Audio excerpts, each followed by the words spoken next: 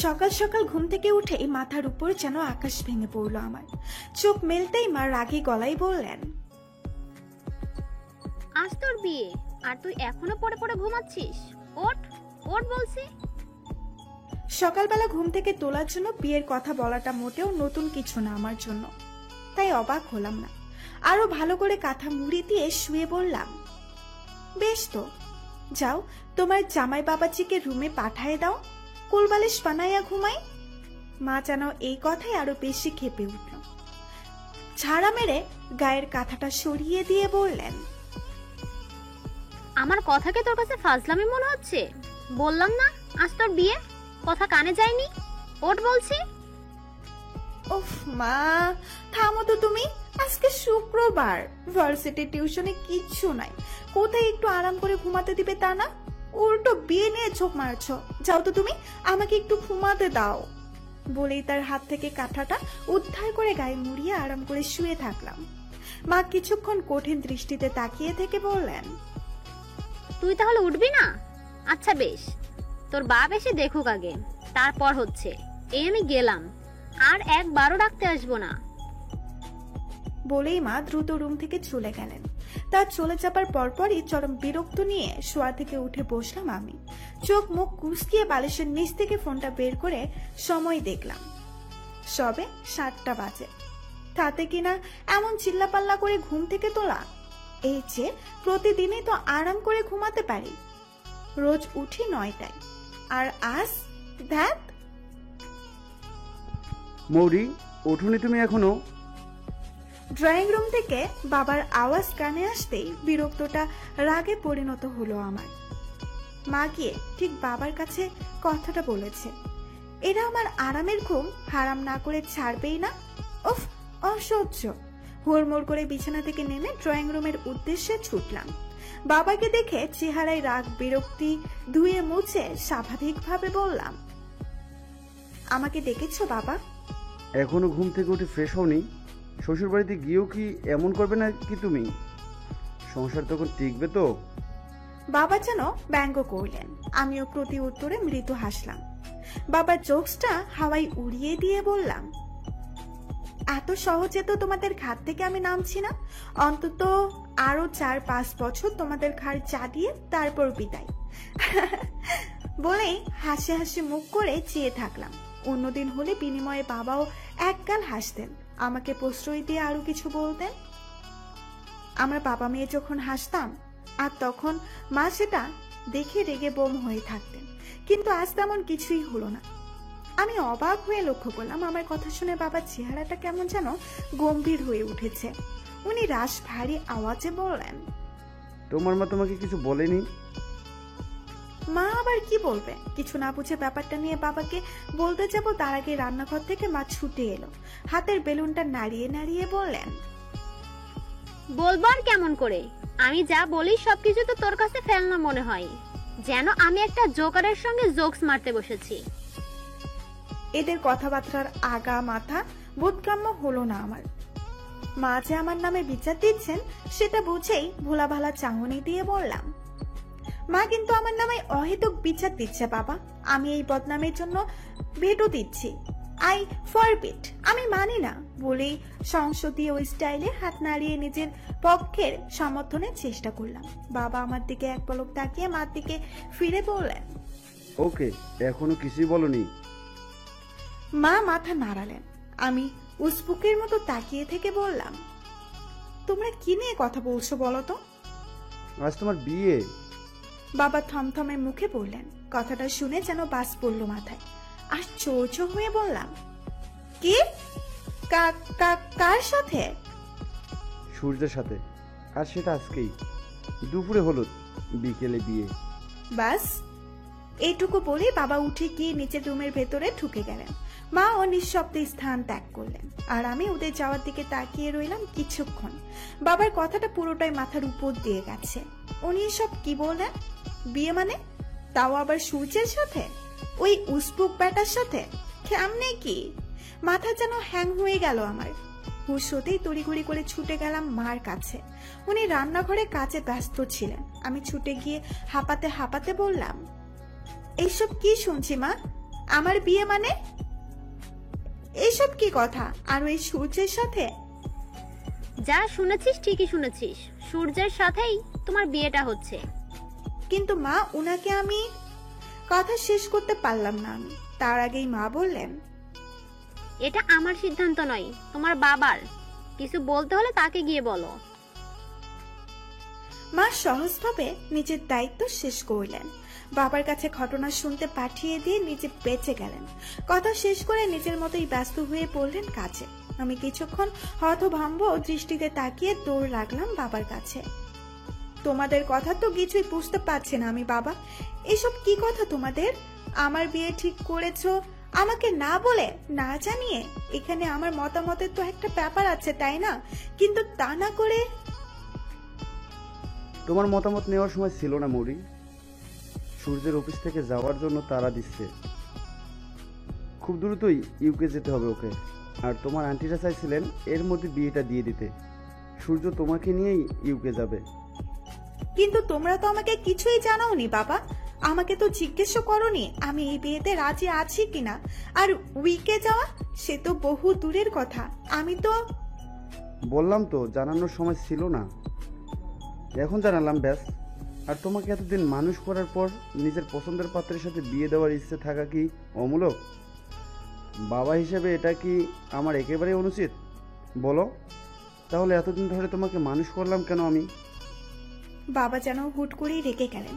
আমি থতমত খেয়ে গেলাম তার কথার যুক্তি শুনে। ধীরে ধীরে বললাম, কথা তো সেটা নয় বাবা, আমি ওটা বলছি না। যদি সেটা না বলতে চাও তো বিয়েটা করে নাও, আর কোনো কথা নয়।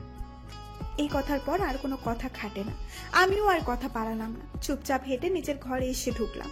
ঘুম থেকে উঠেছি, দাঁত মাজা, খাওয়া দাওয়া কিছুই হয়নি। সব ছেড়ে বিয়ে ভাঙার ধ্যানে বসলাম। এই বিয়ে আমাকে ভাঙতেই হবে, যে করেই হোক।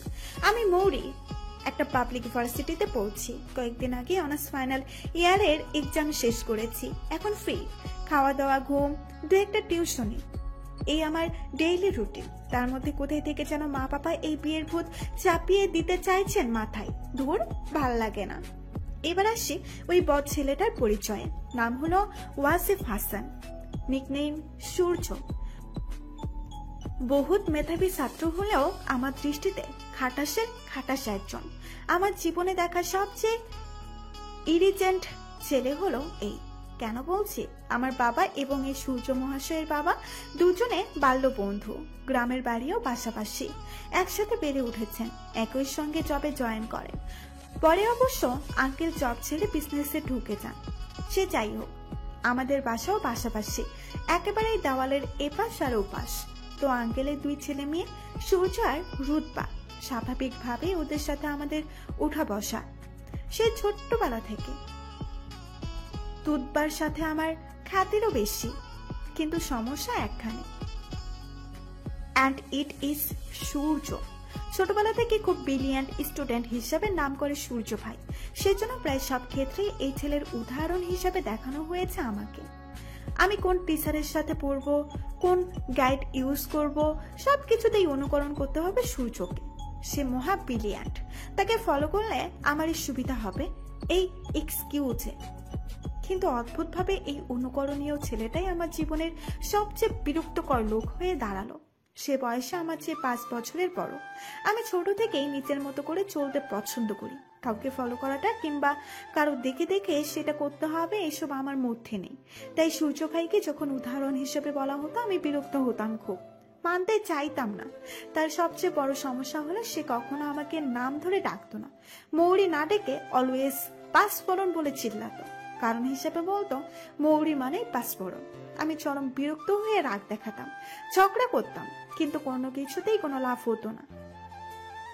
সে যেখানে সেখানে যখন তখন ইচ্ছে মতো গলা ছেড়ে হাঁক ছাড়তো, পাঁচফোড়ন শুনে যা। মা বাবাকে এই নিয়ে কত নালিশ করেছি, কিন্তু কোথাও কোনো সুফল পাইনি। সে তার মতোই ডেকে যেত পাঁচফোড়ন। আমাদের বেশিরভাগ ঝগড়া বোধ হয় এই ডাকাডাকি নিয়েই লাগতো। তাছাড়া আমার নিত্যদিনের অবাধ্যতা আর তেরাময় তো ছিল। সূর্য ভাই শহরের সবচেয়ে ভালো স্কুল থেকে পাশ করেছেন।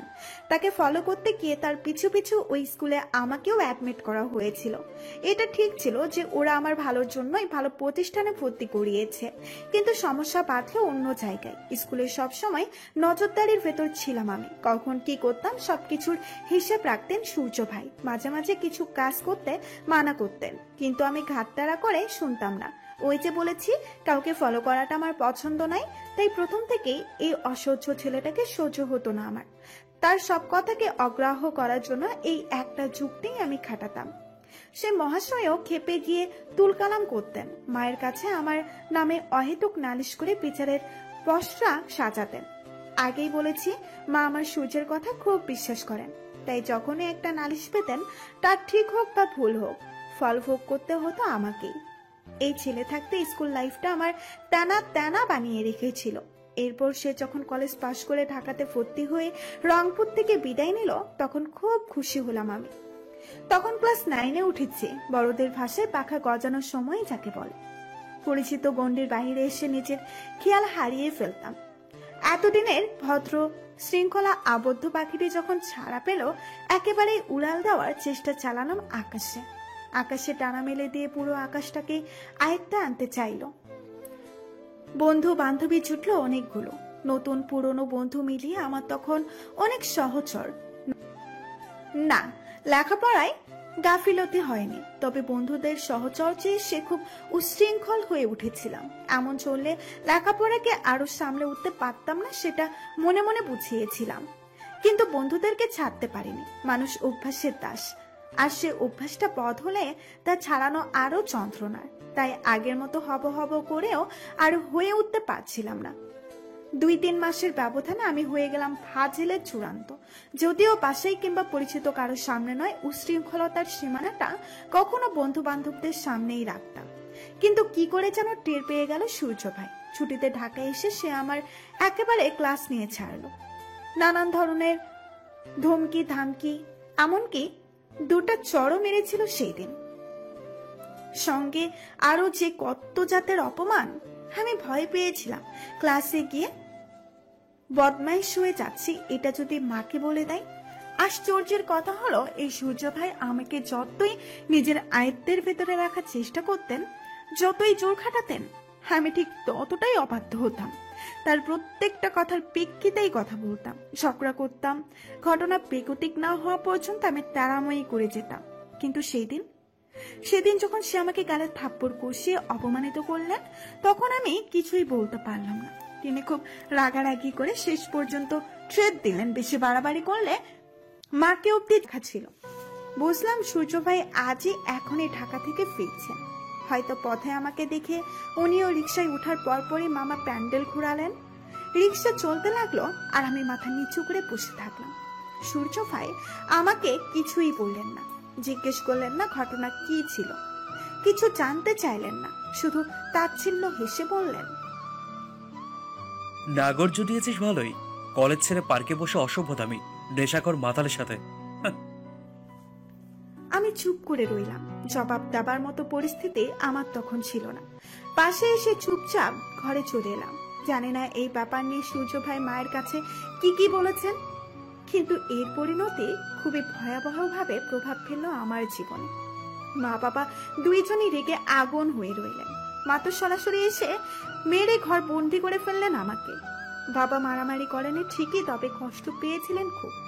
আমায় ডেকে বলেছিলেন, আমার সারা জীবনের দেওয়া শিক্ষার এই মূল্য দিবে তুমি? ভাবিনি কখনো।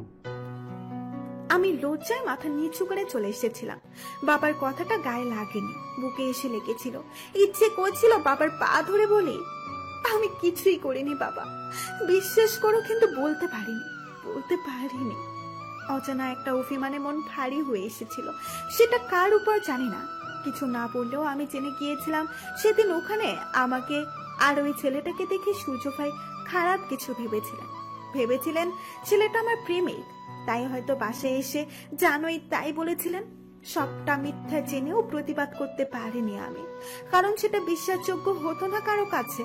আর সূর্য ভাইয়ের উপরও একটা খুব জন্মালো আমার।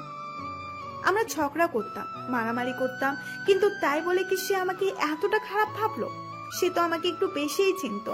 আমি কোথায় কি করতাম সব জানতো। তাহলে এই ঘটনার পর একেবারেই বদলে গেলাম আমি। একেবারে নিস্তব্ধ, নিঝুম, নির্জন দ্বীপ প্রহরের মতো শান্ত হয়ে রইলাম। প্রায় 1 মাস ঘরবন্দি থাকলাম। অহেতুক অকারণ মায়ের সামনে যেতে ভয় পেতাম। নিজেকে গুটিয়ে ফেললাম পুরোপুরি ভাবেই। সেই ঘটনার পর হঠাৎ কেন যেন আমার সূর্য ভাইকে সহ্যই করতে পারতাম না আমি। সে আমাকে বাঁচালো, সে যেন কৃতজ্ঞ ছিলাম। কিন্তু বাড়িতে এসে সে যেটা করলো তারপর আর কোনো কৃতজ্ঞতা বোধ অবশিষ্ট রইল না, বরং চরম ঘৃণায় মুখ ফিরিয়ে নিলাম। সময়ের সাথে সাথে সবার সাথে সম্পর্ক ভালো হয়ে গেল আগের মতো, কিন্তু সূর্য ভাইয়ের সঙ্গে ভুলেও কথা বলতাম না আমি। অভিমান না ঘৃণাই জানি না, তবে কথা বলতে ইচ্ছে করতো না। একদিন বিকেলে ছাদের উপর একা বসে থাকার সময় সূর্য ভাই এলেন। খানিকক্ষণ চুপ করে থেকে সরি বললেন। আমি মুখ ফেরালাম। সে পুরনো কথাটা তুললে ঘটনার আদি অন্ত পড়ল। নিজের ভুলটা দেখিয়ে মাপ চাইল। সহজে না মানলেও একসময় মেনে নিলাম। সম্পর্কটাও ধীরে ধীরে আগের মতো হয়ে এলো। আগের মতো ঝগড়াঝাটি, মারামারি নিত্যদিনের অভ্যাস।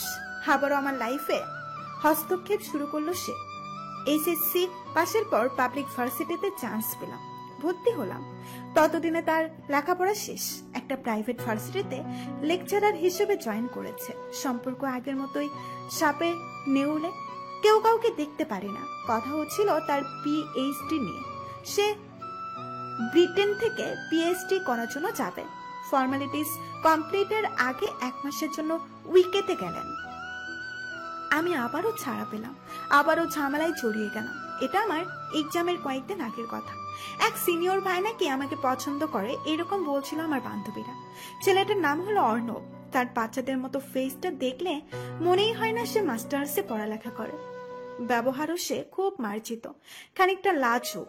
তো এই লাজুক চেহারাটা নাকি আমাকে পছন্দ করে। আমার বান্ধবীকে এই খবর সে নিজেই জানিয়েছে।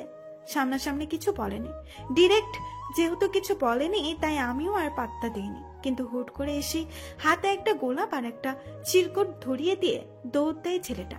আমি অবাক হয়ে কাগজের ভাঁজ খুলতেই দেখি ছোট্ট একটা প্রেমপত্র, রসবোধে ভরা। ঠিক রাজি না হয়েও ছেলেটার সঙ্গে 2-1 দিন চা আর ফুচকা খেয়েছিলাম আমি। ছেলেটাকে সব জিজ্ঞেস করার পর সে শুধু বলেছিল বন্ধু হতে চায়। আমিও তাই না করিনি, কিন্তু কে জানে তাতে এমন কিছু হবে। ভার্সিটিতে তখন মোটামুটি ভালো রকমের একটা গুঞ্জন উঠে গেছে যে আমি আর অর্ণব প্রেম করছি। কিন্তু ঘটনা বাড়ি পর্যন্ত আসবে ভাবিনি। সূর্য ভাই যে তখনও আমার পেছনে লোক লাগিয়ে রেখেছেন তা কি আমি জানতাম? ফিরে এসেই আমাকে ডেকে পাঠালেন। সেভাবে জিজ্ঞেস করলেন না কিছুই, শুধু ধমক দিয়ে বললেন, ভার্সিটিতে কি প্রেম করতে যাস ছাগল? এতগুলো বাস খেয়েও স্বাদ মিটল না? আমি গাল ফুলিয়ে বলেছিলাম, বাসটা তো আপনিই দিয়েছিলেন, সেখানে কি কোনো দোষ ছিল আমার? সে কথার জবাব না দিয়ে বলেছিল, তুই আর ওই অর্ণবের সামনে অবধি যাবি না। যদি গিয়েছিস তো আঙ্কেলকে বলে রিক্সাওয়ালার সাথে বিয়ে দিয়ে দেবো তোর। বললেই হলো?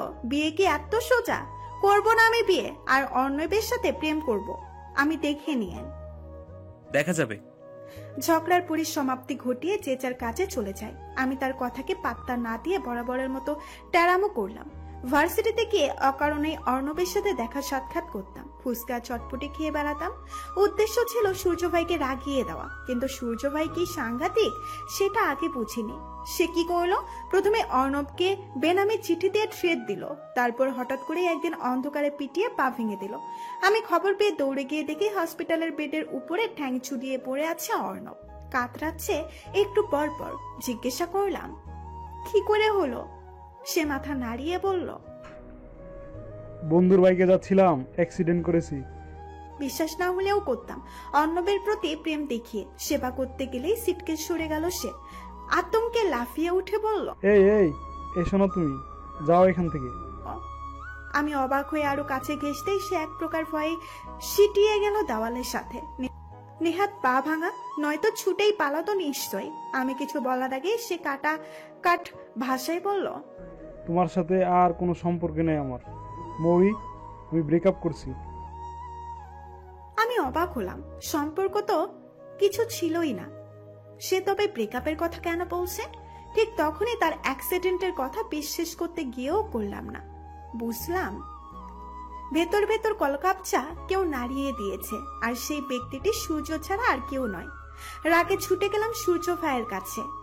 কঠিন ভাষায় অর্ণবকে পিটিয়েছে কে সে নীরব নির্বিকার থেকে বলল, আমি তার কি জানি ও আমার কোন পাকা ধারে মই দিয়েছে যে আমি ওর পা ভাঙবো। সত্যিই পিটাননি? তাহলে আপনাকে কে বলল যে অর্ণবের পা ভেঙেছে? সরু চোখে তাকালাম। সে একটুও না ঘাবড়ে জবাব দিল, তুই তো ভুলে গেছিস তুই আর তোর অর্ণব কে কোথায় যায় সব হিসাবে আমার কাছে থাকে, তাই কার ঠ্যাং ভেঙেছে আর কার মন সেটা আমি ভালো করে জানি। বলেই দাঁত কেলিয়ে হাসতে লাগলো। আমি রাগে কটমট করে তাকিয়ে রইলাম। সে ব্যাপারটাই পাত্তা না দিয়ে বলল, বাই দ্য ওয়ে, মন তো ভাঙছে, নিশ্চয়ই ব্যথা করছে। একটা কাজ করিস, এই নে প্যারাসিটামল। প্যারাসিটামল 2 বেলা মন ভাঙার আগে একবার, পরে একবার। শেষ কথাটা মোশাররফ করিম স্টাইলে বলে আমার হাতের মুঠোয় একটা প্যারাসিটামলের পাতা ঠুকিয়ে দিল। আমি চরম রাগে ভাষা হারিয়ে ফেললাম। চুপ করে অগ্নি দৃষ্টিতে তাকিয়ে তার পরবর্তী কার্যকলাপ দেখতে লাগলাম। সে হেসে হেসে বলল, সরকারি হসপিটালে প্যারাসিটামল, বুঝেছিস? কাজ করবে ভালো। এর জন্য 10 টাকার টিকিট কেটে হসপিটালের রোগীর লাইনে দাঁড়িয়েছিলাম শুধু তোর জন্য। আফটার অল আমার পাঁচফোড়ন ছ্যাঁকা খেয়ে মন ভেঙে ফেলেছে, তাই আর কি। দাঁড়িয়ে থেকে তার আজাইরা প্যাচাল শুনতে আর ভালো লাগলো না। হাতের প্যারাসিটামলের পাতাটা ছুঁড়ে ফেলে দিয়ে গটগট করে হেঁটে চলে এলাম। আসার সময় শুনতে পেলাম সে চিৎকার করছে, আমার এত কষ্টের তুই মূল্যই দিলি না পাঁচফোড়ন? আমি এত খাটাখাটি করে 10 টাকা খরচ করে হসপিটালে গিয়ে তোর জন্য প্যারাসিটামল আনলাম, আর তুই? ভালাই কি কই জামানা নেই হে। কিছু বললাম না, রাগে ফুঁসতে ফুঁসতে চলে এলাম। সূর্য ভাই ফিরে আসতেই তার বাড়ির সবাই তার বিয়ের জন্য তাগাদা দিতে লাগলো, কিন্তু সে সাফ সাফ না করে দিয়ে বসে রইল। ঘটনা যখন এই, তখন তাদের বাড়িতে গিয়ে আন্টির কান ভাঙানি দিয়ে এলাম আমি নিজে। বললাম, ছেলে বিদেশে যাচ্ছে, বিয়ের সাথে করেনি, কোনো বিদেশি মেয়েকে দেখে পটে গেলে তখন আর দেশে ফিরবে? তখন তোমরা বাসায় বসে বসে শুধু ছেলের কথা ভেবে দুঃখ বিলাস করো, আর কিছু করতে হবে না। আমার এই কথাতেই বোধহয় কাজ হয়ে গেল। আন্টি একেবারে নাছর বান্দার মতো জেদ ধরলেন সূর্য ভাইকে বিয়ে দিয়েই ছাড়বেন। খবর শুনে তখন আমি খুশিতে নাচছি। এতদিন পর সূর্য নামক বরটা আমার ঘাট ছেড়ে নামবে। মনে মনে অভিশাপ দিলাম, বিয়ে কর না কর, খুঁজে খুঁজে এমন বউ আনবো যে তুই আর দম নেওয়ার সময় পাবি না। বউ যদি তোকে নাকে দড়ি দিয়ে না ঘোরায় তো ইত্যাদি ইত্যাদি। নানা ভাবনা ভেবে নিজে নিজে আনন্দিত হলাম, কিন্তু তলে তলে যে কি কলকাঠে নাড়ল সে আল্লাহ ভালো জানে। 2 দিন আগে আমাকে ডেকে ট্রেড দিয়েছিলেন। তুই আমার আম্মুর কাছে গিয়ে কি কথা লাগিয়েছিস যে সে আমাকে বিয়ে দেওয়ার জন্য উতলা হয়ে উঠলো? আমি খুশিতে দাঁত কেলিয়ে বলেছিলাম, কি যে বলেন না সূর্য ভাই, আমি তো শুধু বলেছি ছেলে বড় হয়েছে, বিয়ে দিয়ে দাও। ভুল কিছু বলেছি নাকি? আপনার তো আরো খুশি হওয়ার কথা, বিয়ে করছেন, ঘরে বউ আসছে, কয়দিন পর বাচ্চা কাচ্চা হবে। আহা, খুব মজা তাই না? আমাকে ফাঁসিয়ে খুব আনন্দ হচ্ছে। ঠিক আছে, আমিও দেখব কোথাকার জল কোথায় গড়ায়। বলেই গটগট করে হেঁটে স্থান ত্যাগ করলো। আর আমিও খুশিতে নাচতে নাচতে নিজের বাসায় এলাম। এই 2 দিন পর আজ আমার বাসায় বিয়ের কথা চলছে। বলা হচ্ছে আমার বিয়ে নাকি ওই বরটার সাথে, আর আমি এত সহজেই সেটা মেনে নিব? কেউ না জানুক, আমি তো জানি এই ছেলেটার পেটে পেটে কি বুদ্ধি। সে যে রিভেন্সের জন্যই বিয়ে করছে সেটা আমি ভালো মতোই বুঝতে পারছি। অর্ধেক জীবন আমার উপর দিয়ে শোষণের রুলার কস্টার চালিয়ে স্বাদ মেটেনি, বাকি জীবনও চালাতে চাচ্ছে। কিছুক্ষণ পরও কি এর মতো হাড়ে পচা ছেলেকে বিয়ে করা যায়? ওর মতো ইন্টারেস্টিং ডিসকাস্টিং ছেলেকে বিয়ে করে কে নিজের পায়ে কুড়াল মারতে চাইবে? আমি তো অবশ্যই নয়। সো এই বিয়েটা ভাঙতে হবে আমাকে। ভাবতে ভাবতে এই ঘর থেকে বেরিয়ে এলাম। নাওয়া খাওয়া ছেড়ে আমি এখন ছুটছি সূর্য ভাইদের বাড়ির দিকে। কলিং বেল বাজাতেই রুদপা দরজা খুলে দিল। আমাকে দেখে চাপা হাসি দিয়ে বলল, আরে মৌরিপ্পি, বিয়ে না হতেই শ্বশুর বাড়ি চলে এলে? বাহ, ভালো তো। আরেকটু অপেক্ষা করতে বিকালের জন্য একেবারে প্যাক অ্যান্ড ব্যাগেজ তুলে আনতাম।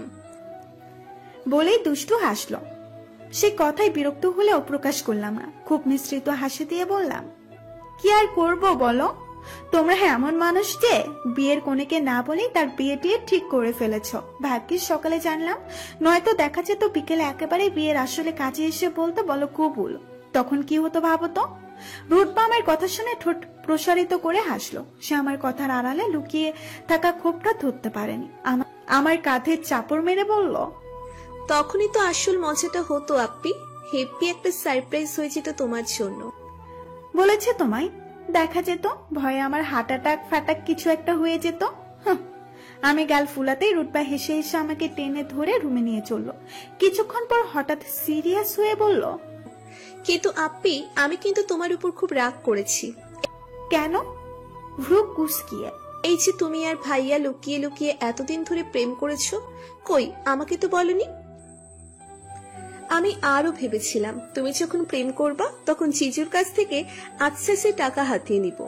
ওদিকে ভাইয়ার জন্য ভেবে রেখেছিলাম ওর নামে নালিশ দিয়ে ভাবির কাছে একবার টাকা নিব, আবার ভাবির ভয় দেখিয়ে ওর কাছ থেকে আর একবার নিব। আর তোমরা দুজন কি করলে? আমার 3-5 দিয়ে টাকা আসার রাস্তা ফুরুত করে নষ্ট করে দিয়ে একেবারে বিয়ের কথা বললে। এটা কি ঠিক হলো বলো আপ্পি? তুমি আমার সাথে এটা করতে পারলে?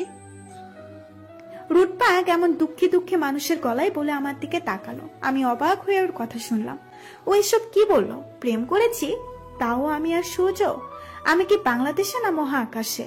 ওরে কে কোথায় আছিস, ধর রে আমায়। আমার মাথা চক্কর দিচ্ছে। ওকে কোনো মতে সালাম দিয়ে চুপি চুপি সূর্য ভাইয়ের ঘরের দরজায় এসে দাঁড়ালাম। দরজা বন্ধ না, আলতো হাতে টোকা দিয়েই খুলে গেল। বিছানায় সূর্য ভাই শুয়ে আছেন, গায়ের উপর একটা কাঁথা এলোমেলো করে ছড়িয়ে রাখা। সে উপর হয়ে শুয়ে ঘুমাচ্ছে। ঘরে ঢুকতে অস্বস্তি লাগলো আমার, কিন্তু ঘরে তো ঢুকতেই হবে। এই বিয়ের একটা হ্যাস্ত ন্যাস্ত না করে তো আমি বাড়ি যেতে পারি না। সো যে করেই হোক আমাকে যেতে হবে। অস্বস্তি নিয়ে রুমে ঢুকে পড়লাম। বিছানার কাছে গিয়ে দাঁড়িয়ে মৃত গলায় ডাক দিলাম, সূর্য ভাই, সূর্য ভাই, ওঠেন প্লিজ, আপনার সাথে আমার জরুরি কিছু কথা আছে।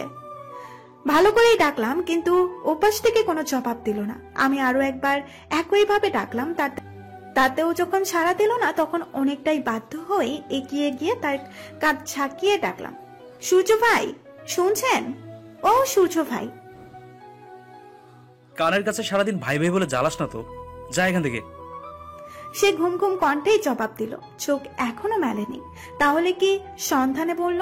কিন্তু আমি তো সারা জীবন সূর্য ভাই বলেই ডেকে এসেছি, কোনোদিন কিচ্ছু বলেনি। তাহলে হঠাৎ? সে যাকে আমি আবারও ডাকলাম, আপনি কি উঠবেন প্লিজ? দেখেন আমি কিন্তু আজেরা প্যাচাল পাততে আসিনি। আপনি একটু উঠেন, আমার কথা শোনেন, তারপর আমি চলে যাচ্ছি। ওঠেন প্লিজ। কিছুক্ষণের মধ্যে সে নড়ে চড়ে উঠলো। ঘুম ঘুম চোখে কসলাতে কসলাতে ব্যাক সাইড টেবিলের উপর থেকে চশমা তুলে নিল। সেটা চোখে পড়তে পড়তে বলল, তুই এত সকালে আবার ঘরে, কোন দুঃখে?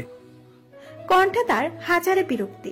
আমিও বিরক্ত হয়েই বললাম, গুরুত্বপূর্ণ কথা বলতে এসেছি, না হয় আমার টাকা পড়েনি। লম্বা ভূমিকা না বলে আসল কাহিনী বল, বলে ফুট এখান থেকে। আমার ঘুমটা ঢং দেখে মনে হচ্ছে যেন তাকে এই সময় ডাকতে এসে মহাভারত অশ্রদ্ধ করে ফেলেছি আমি। ন্যাকা, নিজে যে আরামে ঘুমাই, শান্তি সব হারাম করে বসে আছে তার বেলা। রাগ হয়ে তার দিকে একেবারে ঝুঁকে পড়লাম আমি। মুখের কাছে মুখ এনে দাঁতে দাঁত চেপে বললাম, খবরদার, একদম ন্যাকামো করবেন না। আমি তো শুধু আপনার ঘুম ভাঙিয়েছি, আর আপনি ঘুম থেকে উঠেই মাথার উপর আকাশ ভেঙে পড়েছে। এসব শুরু করেছেন আপনি? হ্যাঁ, কিসের বিয়ে, কিসের কি? আমার কথা শেষ করতে দিল না সে। চোখ মুখ কুচকিয়ে তাকিয়ে বলল, সকালে ব্রাশ করেছিলি তুই? সিরিয়াস মোমেন্টেই আজীব কোয়েশ্চেন শুনে মেজাজ বিগড়ে গেল আমার। খিটমিট করে উঠলাম, না। এই জন্যই এই বিচ্ছিরি গন্ধটা আসছে। ছি পাঁচফোড়ন, ছি। তুই ঘুম থেকে উঠে ব্রাশ না করে আমার বাসায় এসেছিস? ছি, গন্ধে আমার বমি আসছে। বলেই মুখটা বিকৃত করলো। সকালে ব্রাশ করে নিয়ে কথা সত্যি, কিন্তু গন্ধ তো হওয়ার কথা না। কিন্তু এরকম করছে কেন? হঠাৎ নিজের কাছে নিজেরই বিব্রত হয়ে গেলাম। ডান হাতটা মুখের কাছে এনে ভাবটা বোঝার চেষ্টা করলাম। কই না তো। তাহলে কিছুক্ষণ আবালের মতো চেয়ে থাকতে থাকতেই ব্যাপারটা মাথায় ঢুকলো। এই পোল্ট্রি বাচ্চারা এখন পোল্ট্রি মারার জন্য কথা ঘোরাচ্ছে।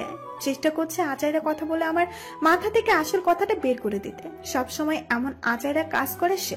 সবটার সময় ভাবতেই মুহূর্তেই তিরবির করে উঠলো রাগ। বললাম, একদম মিথ্যে বলবেন না, আমি রাতের বেলায় ব্রাশ করেছি, মুখে কোনো গন্ধ নেই। আচাইরা প্যাচাল পেরে কথার টপিক চেঞ্জ করার ট্রাই করবেন না। আমি বেশ ভালোই বুঝতে পারছি আপনার চালাকি। চুপ কর। ছি, কি গন্ধ। পাঁচফোড়ন, আল্লাহর রাস্তাতে তুই ওয়াশরুমে যা, অন্তত কুলি করে আয় প্লিজ। তোর মুখের বিশ্রী গন্ধের ঠেলায় আমার পটল তুলতে বাধ্য করিস না। তার অ্যাক্টিং দেখে রাগটা তুঙ্গে স্পর্শী হলো। আমি আরো এগিয়ে এসে কলার চেপে ধরে বললাম, একদম ঢং করবেন না, আমি কাল রাতে ঘুমানোর আগেই ব্রাশ করেছি, মুখে কোনো গন্ধই নেই। বিশ্বাস না হলে এই দেখুন। বলেই ইচ্ছে করেই তার মুখের কাছে এগিয়ে ক্লোজ আপ অ্যাটেড স্টাইলে ভাব ছেড়ে দিলাম। সে ওয়াক থু বলে এক ঝাপে পেছনে সরে গেল, নাক মুখ সিটকিয়ে বলল, তুই তুই এত নোংরা হলি কবে থেকে পাঁচফোড়ন? ছি ছি, এত গ্যাদরা টাইপের একটা কাজ কেমনে করলি? ঠিক হয়েছে, যা করেছি বেশ করেছি। বেশ ন্যাকামো করেন আপনি। বললাম তো রাতে ব্রাশ করেছি আমি, এখন কি ঘুম থেকে উঠেই আবার ব্রাশ করতে হবে? আজব, এখনো কিছুই খাইনি আমি, নাস্তা খাবো তারপর। তোর কাছে কি আমি তোর ব্রাশের ফিরিস্তি শুনতে চেয়েছি? এত বেশি পকপক করিস কেন তুই? আর একটা কথাও বলবি না, যা ওয়াশরুমে, এক্ষুনি যা। কুড়ি না করে যদি এসছিস, সত্যি কথা তোর আজকে খবর আছে। ভয়ঙ্কর একটা হুঁশিয়ারি শুনেও চুপ করে দাঁড়িয়ে রইলাম।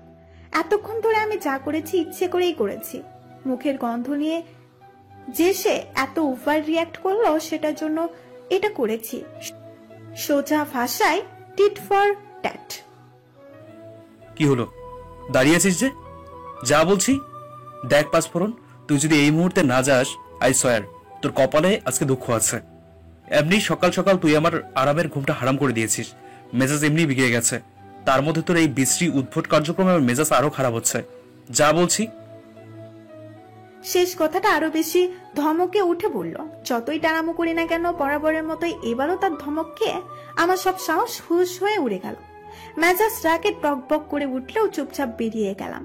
পেছন থেকে আবারও ডাক পড়ল, ওদিকে কোথায় যাচ্ছিস? ওয়াশরুমটা যে এদিকে চোখে পড়ে না? রাগে ফুসতে ফুসতে ওয়াশরুমে ঢুকলাম। মেজাজ দেখিয়ে মুখে পানি ছিটাতে গিয়ে ওড়না আঁচলের অর্ধেক ভিজিয়ে ফেললাম। এমনি মেজাজ খারাপ, তার মধ্যে আরো বেশি খিটখিট করে উঠলাম। সূর্য ভাই সত্যি বলে, আই অ্যাম এ ডাফার। একটা কাজও যদি ঠিকঠাক মতো করতে পারতাম। দেখ, ওয়াশরুম থেকে বেরোতেই মুখের সামনে নিজের টাওয়াল ছুড়িয়ে দিল সূর্য ভাই। গম্ভীর কণ্ঠে বলল, একটা কাজও ঠিক করে করতে পারিস না, মুখ ধুতে গিয়ে গোসল করে এসছিস। আকাই মেয়ে একটা, ধর মুখ মুছ। বলে আমার মুখের উপর টাওয়ালটা চটকা দিল। রাগে কটমট করে তাকিয়ে সেটা হাতে নিয়ে বিছানায় ছুঁড়ে মারলাম। বললাম, আমার কি গামছার অভাব পড়েছে? আপনার জিনিস নেব কেন আমি? হ্যাঁ, আপনার গামছাটা কি এইখানে আকাশ থেকে পড়বে? না বাড়ি গিয়ে মুখ মুছবি? ঠিক আছে, যেতে পারিস, সমস্যা নাই। বাইরে যখন আমার আত্মীয় স্বজনরা জিজ্ঞেস করবে মুখ ভেজা কেন, তখন বলিস তোর বর তোকে তো পানিতে চুবিয়ে ধরেছিল। তার অদ্ভুত কথা শুনে মেজাজ গরম হয়ে গেল। কাজের কথা নাই, হুদাই ফ্যাস ফ্যাস করে খালি। তাকে সম্পূর্ণ উপেক্ষা করে এগিয়ে গিয়ে ড্রয়ারের উপর থেকে টিস্যুর বক্সটা তুলে নিলাম। এক টান দিয়ে একেবারে 4-5টা টিস্যু নিয়ে মুখ মুছতে শুরু করলাম। আমার কাণ্ড কারখানা দেখে লাফিয়ে উঠে তার হাত থেকে বক্সটা কেড়ে নিল সূর্য ভাই। কিটমিট করে বলে উঠল, অমন জলস্থির মতো করে টিস্যু নিচ্ছিস কেন? জীবনে টিস্যু দেখিসনি? একদম কথা ঘুরাবেন না, একদম না। অলরেডি আমি কি বলতে এসেছিলাম সব ভুলে গেছি। আর একটা কথাও বলবেন না, এখন যা বলার আমিই বলবো। মোটামুটি কঠিন গলায় কথাটা উচ্চারণ করলাম। সে যেন পাত্তাই দিল না। গালের উপর হাত রেখে ঢং দেখিয়ে আমার সামনে এসে বসলো। নাকা নাকা কণ্ঠে বললাম, মাননীয় স্পিকার, এখন বলুন আপনি কি বলিতে চান? বিয়ে নিয়ে কি করতে চাইছেন? আমার বাসায় কি বলেছেন? কেন সবাই বলছে আজ আমার বিয়ে? রাগ লাগলেও ঠান্ডা গলায় জিজ্ঞাসা করলাম। সে নির্বিকার চিত্রে বলল, বারে, তোর বিয়ে হলে সবাই বলবে না তোকে? কি সব বলিস না তুই? Come to the point. কোন রকম হ্যাঙ্কি পাঙ্কি করবেন না, ডিরেক্ট যা জিজ্ঞেস করেছি তাই বলবেন। বাড়তি কথা না। বিয়েটা কি আপনার কাছে ছেলে খেলা মনে হচ্ছে? আপনার সাথে কি আমার ভালোবাসাবাসির সম্পর্ক যে আমরা বিয়ে করব? আর রুতবাকে কি বলেছেন? আমরা প্রেম করতাম। আজ তো মিথ্যুক একটা। তুই মিথ্যুক। আমি যা বলার তাই বলেছি। ইভেন শুধু রুদ্বাকে না, আমি সবাইকে বলেছি আমরা দুজনে প্রেম করছি। ওটা না বললে তোর সাথে আমার বিয়েটা দিত না। তার নির্বিকার ভঙ্গি দেখে গা চলে উঠলো আমার, সাথে হতাশ হলাম। এমনটা কেন করছেন সূর্য ভাই? আমি জানি আপনি সবটা রিফেন্সের জন্য করছেন, কিন্তু এটার জন্য প্লিজ আমার লাইফটা শেষ করে দিবেন না প্লিজ। এক্স্যাক্টলি, আমি রিভেঞ্জের জন্যই করছি। তোকে পই পই করে বারণ করে দেওয়ার পরও তুই আমার পেছনে লেগেছিস। খুব শখ ছিল না আমার বিয়েতে দাওয়াত খাওয়ার? হ্যাঁ, নে এখন বউ সেজে নিজের বিয়ের দাওয়াত নিজেই খা। সূর্য ভাই এমনটা করবেন না প্লিজ। আমি আর এমন করব না, অসহায় হয়ে বললাম, কিন্তু পাত্তাই দিল না। উল্টো ভাব দেখিয়ে বলল, সেটা তোর আগে ভাবা উচিত ছিল। যেহেতু তখন ভাবিসনি, সেহেতু এখন আর ভাবতে হবে না। বিয়েটা তো ছেলে খেলা নয়, দুইটা মানুষের সারা জীবনের ব্যাপার। আপনি কেন শুধু শুধু রিভেঞ্জের জেদ ধরেন? I request you please don't do it please. বিয়েটা আটকান। সম্ভব না, যা হবার হয়ে গেছে। আগে যদি বলতি তাও হতো, এখন আর হবে না। অলরেডি আমার বিয়ে উপলক্ষে আমার দাদি কাকা কাকিমারা চলে এসছেন। পাড়ার লোকে জেনেছে আজ আমার বিয়ে। এই বিয়ে ভাঙলে আমার বিয়ে আর হবে ভেবেছিস? হ্যাঁ, পাত্রীপক্ষ আসলেই তো বলবে ছেলের আগে বিয়ে ভেঙেছিল। তখন তখন মেলা ঝামেলা। আমি ওসবের মধ্যে নেই বাবা। তুই যা তো এখন এখান থেকে, বাড়ি গিয়ে সাজগুজ কর। আফটার অল বিয়ে আমি একবারই করছি, সো আমার বউ পেতনি মার্কা সাজে থাকবে সেটা কিছুতেই মেনে নেব না আমি। ক্যামেরাম্যান আসবে, ফটোশুট হবে, যা যা গিয়ে সাজগুজ কর। আর শোন, বাড়ি গিয়ে ব্রাশ করবি। খবরদার ব্রাশ না করে যদি বিয়ের পিড়িতে বসিস তো। আচাইরা প্যাচালের ডালি সবসময় আচাইরা প্যাচাল পারে। এই বিয়ে ভাঙলে নাকি তার আর বিয়েই হবে না? কোথায় আমি পাত্রী হয়ে বসে বসে ভাবছি বিয়ে কেমনে আটকাবো, বিয়ে ভাঙলে আমার কি হবে সেটা নিয়ে কোনো চিন্তাই করছি না। আর সে কিনা ভাবছে এই বিয়ে ভাঙলে আর বিয়ে হবে না। যত সব ঢঙের আলাপ। এত সব কথার পর ঠিকঠাক বুঝে গেলাম বিয়ে নিয়ে এই বরটাকে কিছু বলে লাভ নেই। ধূপধাপ পায়ে দ্রুত স্থান ত্যাগ করলাম। যা করার আমিই করব। বাড়ি যাই আগে, আসার আগে শুধু দাঁত চিপিয়ে চিপিয়ে বললাম, বেশ, বিয়ে করার যখন ইচ্ছে জেগেছে করেন বিয়ে। আমিও এর শেষ দেখে ছাড়বো। বিয়ে যদি সত্যি সত্যি হয়ে যায়, আপনার জীবন আমি টানা টানা করে যদি না ছেড়েছি। কে কার লাইফ তেনা তেনা বানায় না সেরা সেরা বানায় দেখা যাবে। বাড়িতে ফিরে দেখি ফ্ল্যাটের দরজা খোলা। যেমনটা রেখে গিয়েছিলাম, ভেতরে ঢুকে জোরে শব্দ করে দরজাটা লাগিয়ে দিলাম। শব্দ শুনে ছুটে এলো বা, রাগি রাগি কণ্ঠে বলল, আরেকটু জোরে শব্দ করতে পারিসনি? আরেকটু জোরে করতি, লোকে জানতো আমার বাড়িতে তোর মতন একটা ডাকাত মার্কা মেয়ে আছে। পাল্লা আরো জোরেই করতাম, এমন জোরে করতাম যেন এই দরজা ভেঙে 2 খণ্ড হয়ে যায়। কোথায় গিয়েছিলি তুই? খাওয়া দাওয়া না করে কোন রাজকর্মে গিয়েছিলি শুনি? কথার প্রসঙ্গ বদলালো মা। আমি সে কথার উত্তর দেওয়ার প্রয়োজন বোধ করলাম না। সোজা পায়ে নিজের রুমের দিকে যাচ্ছি, তখনই মা আরেকবার বলল, যত যাই কর, বিয়েটা আজকেই হচ্ছে। আমি জানি সূর্যের সাথে তোর প্রেম টেম নেই, ও মিথ্যে বলেছে, কিন্তু তারপরেও এই বিয়েটা হচ্ছে। তাই এত গাল ফুলিয়ে রেখে কোনো লাভ নেই, বুঝেছিস? ডাইনিং এ খাবার আছে, খেয়ে নে। বলেই আর দাঁড়ালেন না, নিজের কাজে ব্যস্ত হয়ে পড়লেন। আমি মোটামুটি অবাক হয়ে শুনলাম তার কথা। মা জানে সূর্য ভাইয়ের সাথে আমার সম্পর্ক নেই, তবুও কেন? সেই কথা ভাবতে গিয়েই মনে হলো আমার ভয়ঙ্কর খিদে পেয়েছে। লোকে বলে চরম দুঃখের সময় খিদের কষ্ট মানুষের মনে থাকে না, কিন্তু আমার মাথার উপর যখন বিয়ের হাজার টেনশন, তখনও খিদের পেট অস্থির। উফ, কেন এই খাওয়ার সিস্টেমটাই পৃথিবী থেকে উঠে যায় না? খাওয়া দাওয়া সেরে রুমে এসে বসেছি। ফোন হাতে নিয়ে নীরাকে কল লাগালাম। নীরা আর হিয়া আমার 2 বেস্ট ফ্রেন্ড। আমার লাইফে যে কোনো সমস্যায় এদের আমি পাশে পেয়েছি। যদিও পরিচয় বেশি দিনের না, ভার্সিটিতে ওঠার পরপরই বন্ধুত্ব, তবুও ওরা খুব ভালো। প্রথমবার কল রিসিভ না হলেও ব্যস্ত হয়ে অনলাইনে মেসেজ দিতাম। ফেসবুক, ইনস্টা, হোয়াটসঅ্যাপ সব জায়গায় টেক্সট পাঠালাম, নো রেসপন্স। বাধ্য হয়ে হিয়ার কাছে কল দিলাম। এর তো আরো খবর নেই, ফোন বন্ধ রেখেছে। উফ, আমার এই চরম বিপদের সময় এরা লাপাত্তা হলো কেন? ঠিক 10 মিনিট পর নীরা কল ব্যাক করলো। ফোন রিসিভ করতে চরম বিশ্রী কিছু গালি উপহার দিয়ে বলল, বজ্জাত মাইয়া, বিয়ের দিনে বড়রে কল দেয়া বাদ দিয়া আমারই কল দিস কেন? আজও একটু শান্তিতে ঘুমাবো, তোর জ্বালায় তাও হবে না। এমনিতেই কাল রাতে ঘুমাই নাই। তোরে কি আমি ঘুমাইতে নিষেধ করেছিলাম? আমারে দোষ দিস কেন? আর রিয়ার কথা তোরে কে কইলো? ফ্রু কুসকিয়ে জিজ্ঞাসা করলাম। কে আবার? তোর হ্যান্ডসাম আমার চিজু বলেছে। তুই যে কিপটা, তাতে তো মনে হয় না দাওয়াত দিতি। যাই হোক, সূর্য ভাই দিয়া দিছে, আমি সময় মতো চলে আসব, সমস্যা নাই। রিয়ার কথা শুনে ঠিক কি রিয়াকশন দেব ভেবে পেলাম না। ইচ্ছে করলো চোদ দিয়ে ফাজিলটার দাঁতগুলো সব ফেলে দেই। সাথে রাগ উঠলো সূর্য ভাইয়ের উপর। যদি একবার বাগে পাইতাম।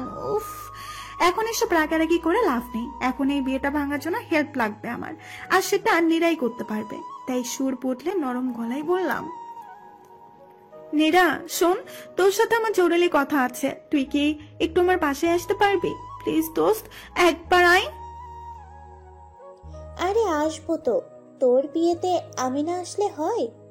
একটু পরেই চলে আসবো, কেবল তো ঘুম থেকে উঠলাম, একটু ফ্রেশ হয়ে নাস্তা সেরে তারপর আসি।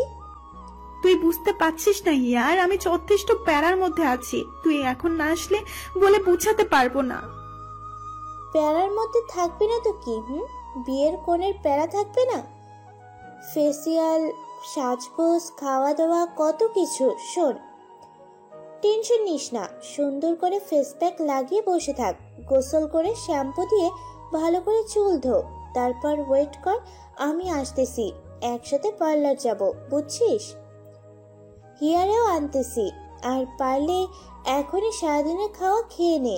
পার্লারে ছোটাছুটি করতে গিয়ে খাওয়া দাওয়া কিছুই হবে না। অবশ্য সমস্যা নাই, বিয়ের দিন কোণে না খেয়ে থাকলে কিছুই হয় না। রাতের বেলা বরের আদর খেলেই। নীরার কথা শেষ করার আগেই কলটা কেটে ফোনটা চটকা মেরে দিলাম। কপাল করে এমন বান্ধবী পেয়েছি যে কিনা বিপদে বন্ধুর সাহায্য করা বাদ দিয়ে উল্টো আজাইরা কথা নিয়ে বসে আছে। রাগে হাত পা ছুঁড়ে ফেলতে ইচ্ছে করছে। বিছানার উপরে চিটপাটাং হয়ে শুয়ে মনের দুঃখে আফসোস করতে শুরু করলাম। আহারে, এই জীবন দিয়া আমি কি করবো? আমি ময়রা চামু। বসে বসে দুঃখ বিলাস করছি। হঠাৎ মাথার ভেতর একটা বুদ্ধি যেন উকি দিল। মোটু পাতলু কার্টুনের পাতলুর মতো করে আইডিয়া 100 ওয়াল্টের বাল্ব জ্বলে উঠল। লাফিয়ে উঠে নিচে নিচেই বললাম, হারে, আমি কি জরিনা সকিনা নাকি যে আমারে ধইরা বিয়া দিতে চাইলেই আমি বিয়া করবো? অসম্ভব। আই এম মৌরি। এই মৌরি ভাঙবে তবু মস্কাবে না। দরকার হয় পালিয়ে যাব। ইয়েস, আমি পালিয়েই যাব মানে যাবই ভেবেই লাফতে উঠে আলমারির কাছে গেলাম। কিছু কাপড় চোপড় নিয়ে একটা ব্যাগে ভরে নিলাম, সাথে টাকাও। সুতি একটা 3 পিস পরে ফেললাম। এটা পরেই যাব, কিন্তু এখন একটা বোরখা দরকার। বোরখা পাই কোথায়? চুপি চুপি পায়ে মায়ের ঘরে উকি দিলাম। মা কিংবা বাবা একজনও ঘরে নেই। মা সম্ভবত রান্নাঘরে, আর বাবা বাজারে টাজারে কোথাও একটা গেছে। আমি কোনো কিছু না ভেবে আলমারির ভেতর থেকে মায়ের আদিমকালের একটা বোরখা বের করলাম, যেটা মা এখন আর ইউজ করে না। সাথে একটা শাড়িও নিয়ে নিলাম, সেটাও পুরনো, কারণ নতুন জিনিসের খোঁজ মানুষ নেই, পুরনোটার নয়। মা যদি এটাও খোঁজ করে যে আমি কি পরে পালিয়েছি, সেটাও বলতে পারবে না। রুমে এসে একটা কাগজ চিরকুট লিখলাম, 3 বাক্যের ছোট্ট একটা চিরকুট। আমি এই বিয়েটা কিছুতেই করতে পারি না বাবা মা, তাই পালিয়ে যাচ্ছি। যদিও আমার কাছে মনে হচ্ছে না আমি কোনো অপরাধ করছি, তবুও আমি ক্ষমা প্রার্থী। পারলে মাফ করে দিও। বোরখা পরে হাতে শাড়িটা নিয়ে গেস্ট রুমের বেলকুনির দিকে চলে এলাম। এই বেলকুনি দিয়ে সোজা বাড়ির পেছনের রাস্তায় নামা যায়।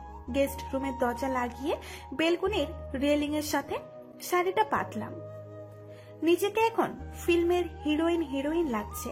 লাইফটা সিনেমাটিক হয়ে গেল না? বাবা মা জোর করে মেয়ে বিয়ে দিতে চাইছে, মেয়ে পালিয়ে যাচ্ছে। পথে নিশ্চয়ই ফিল্মের হিরোর এন্ট্রি হবে, দেখা হবে, প্রেম হবে। আহা, কি গল্প! ভাবতেই কেমন মজা মজা লাগছে। মনে হচ্ছে জোর করে বিয়ে দিয়ে দেওয়াটাও বুঝি ইন্টারেস্টিং। আমার ভাগ্য খুব ভালো যে আমাদের বাসার একটা বেলকুনির রেলিংও কোমরের চেয়ে উঁচু না, উপরের কোনো গ্রিলও নেই। এই নিয়ে মায়ের কাছে বাবা কত কথা শুনেছে। বলেছে, গ্রিল ছাড়া ব্যালকনি তোমার কোনো দরকারে আসবে? এদিক দিয়ে চোর টোর এসে ঘর বাড়ির সব চুরি করে নিয়ে যাবে, তখন দেখবে। বাবা হেসে বলতেন, আসবে, এই বেলকনিও একদিন কাজে আসবে, তুমি দেখে নিও। এইসব ভেবে আমি মনে মনে মুস্কি হাসি হেসে বললাম, তুমি ঠিকই বলেছিলে বাবা। তোমার গ্রিল ছাড়া বেলকুনি আজ আমার কাছে আসবে। আই এম সরি বাবা, পারলে মাফ করে দিও। হঠাৎ মনটা খারাপ হয়ে উঠল। আমি আর চাই করি তাদের মান সম্মান নষ্ট হোক এমন কিছু তো করতে চাইনি, কিন্তু তবুও তারা। ভাবতেই একটা দীর্ঘশ্বাস বেরিয়ে এলো বুক চিরে। না, আর বেশিক্ষণ এখানে থাকা যাবে না। আর কিছুক্ষণ থাকলেই ইমোশনাল হয়ে পড়বো। তখন দেখা যাবে পালিয়ে যাবার আগেই ধরা পড়ে যাব। তখন এই আফসোস আমার কোনো দিন শেষ হবে না। খুব ধীরে ধীরে শাড়ি ধরে নিচে নেমে এলাম। আহ, শান্তি লাগছে খুব। ব্যাগটা কাঁধে ঝুলিয়ে হাঁটা শুরু করলাম। আপাতত ফোন টোন অফ, কেউ কল দিলেও আর পাবে না। কিন্তু গলির মোড়ে এসে যার সাথে দেখা হলো তাতেই পিলে চমকে উঠলো আমার। ভেতরে ভেতরে টেনশনে হাত পা ঠান্ডা হয়ে গেলেও নিজেকে যথাসম্ভব শান্ত রেখে হাঁটতে লাগলাম। সে আমাকে পাশ কাটিয়ে চলে গেল দেখে প্রশান্তের নিঃশ্বাস ফেললাম। সে গলির ভেতরে ঢুকে গেল দেখে এগিয়ে গিয়ে একটা রিক্সা ঠিক করলাম। বাস স্ট্যান্ডে যাবো এখন। ভাড়া ঠিক করে রিক্সায় উঠবো এমন সময় পেছন থেকে ভেসে এলো পরিচিত কণ্ঠস্বর। মৌরি তুই? আতঙ্কে জমে গেলাম যেন। ঘাড় ঘুরিয়ে পেছনে তাকাতেই দেখলাম ব্যক্তিটি দাঁড়িয়ে আছে। সে চায়নি, উল্টো ঘুরে ফিরে এসেছে। কি করব ভেবে পেলাম না। মাথার ভেতর একটা কথাই ঘুরলো, আমার এত কষ্ট শেষ পর্যন্ত সার্থক হলো না। এই দুঃখ আমি কই রাখবো? আহারে।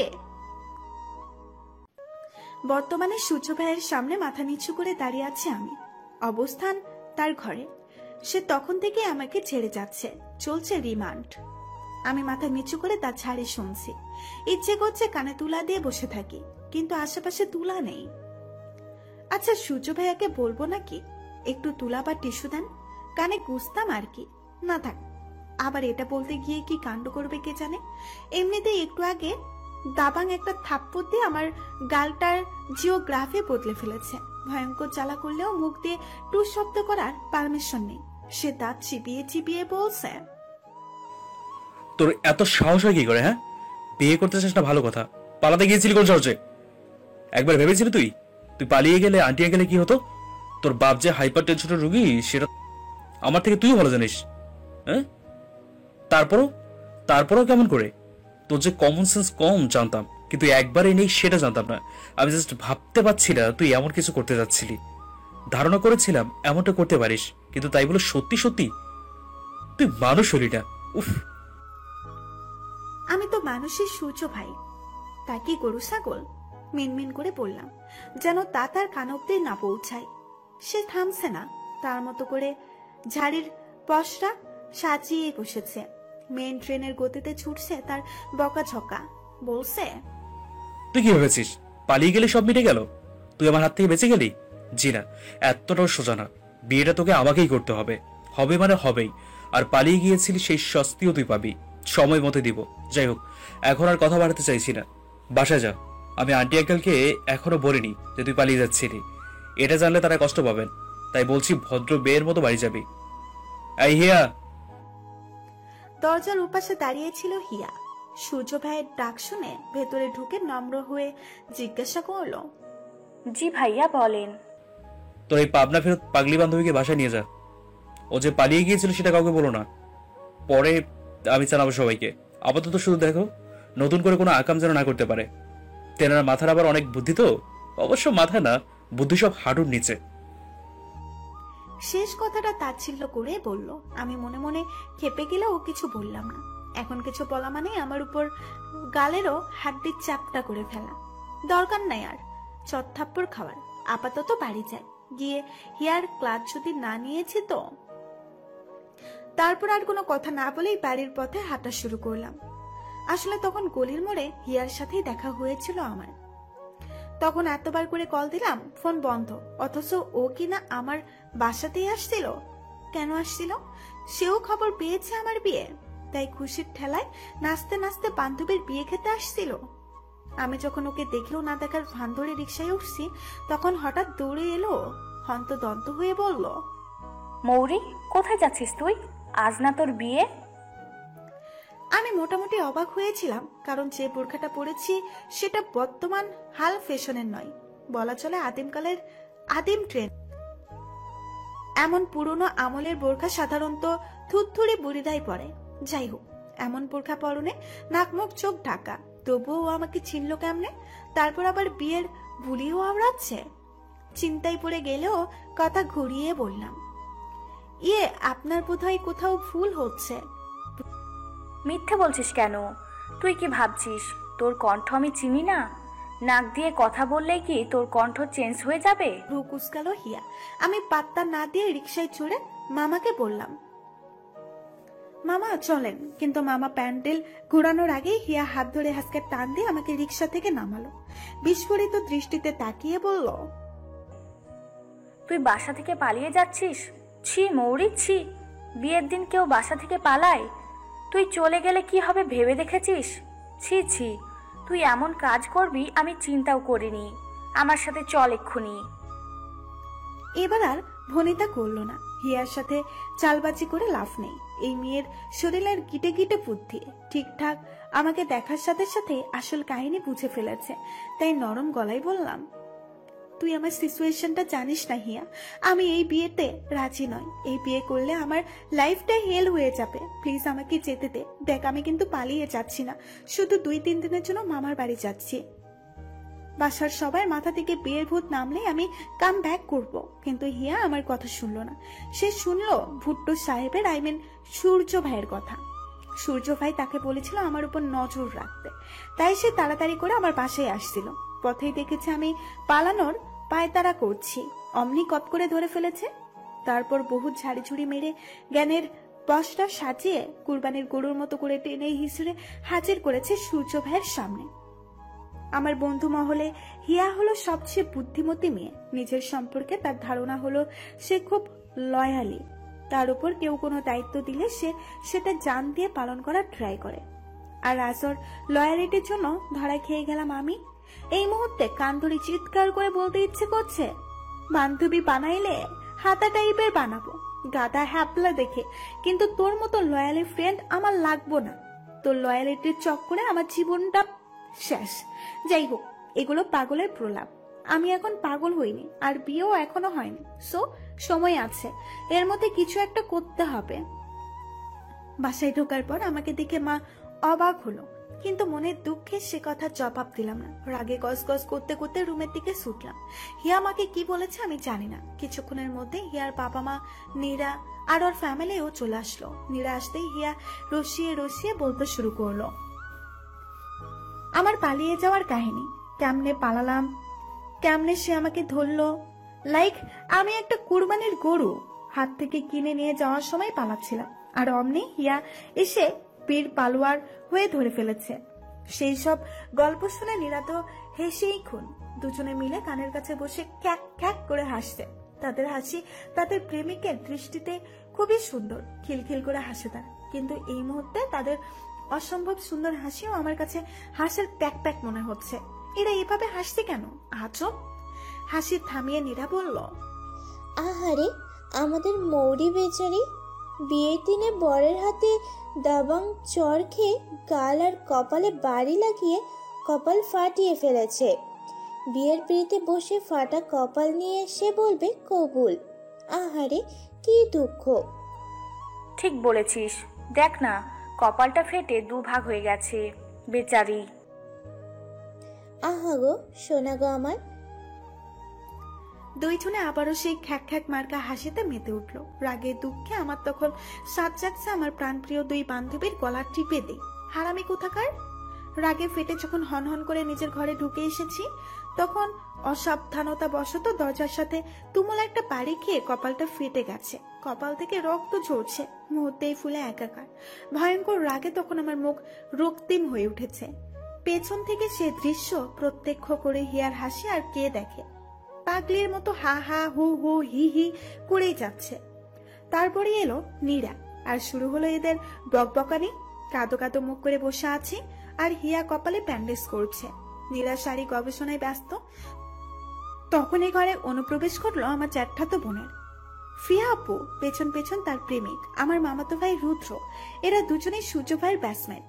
আমাকে বসে থাকতে রুদ্র ভাইয়া দেখেই বলল, কিরে বিয়ের কনে কি অবস্থা, কপাল ফাটলো কিভাবে? বাথরুমে উষ্টা খেয়েছিলাম। নির্বিকার হয়ে মিথ্যাটা বলে দিলাম। ফিয়া আপু হেসে বলল, দুনিয়াতে আর জায়গা পেলি না, বাথরুমে গিয়ে হোঁচট খেলি।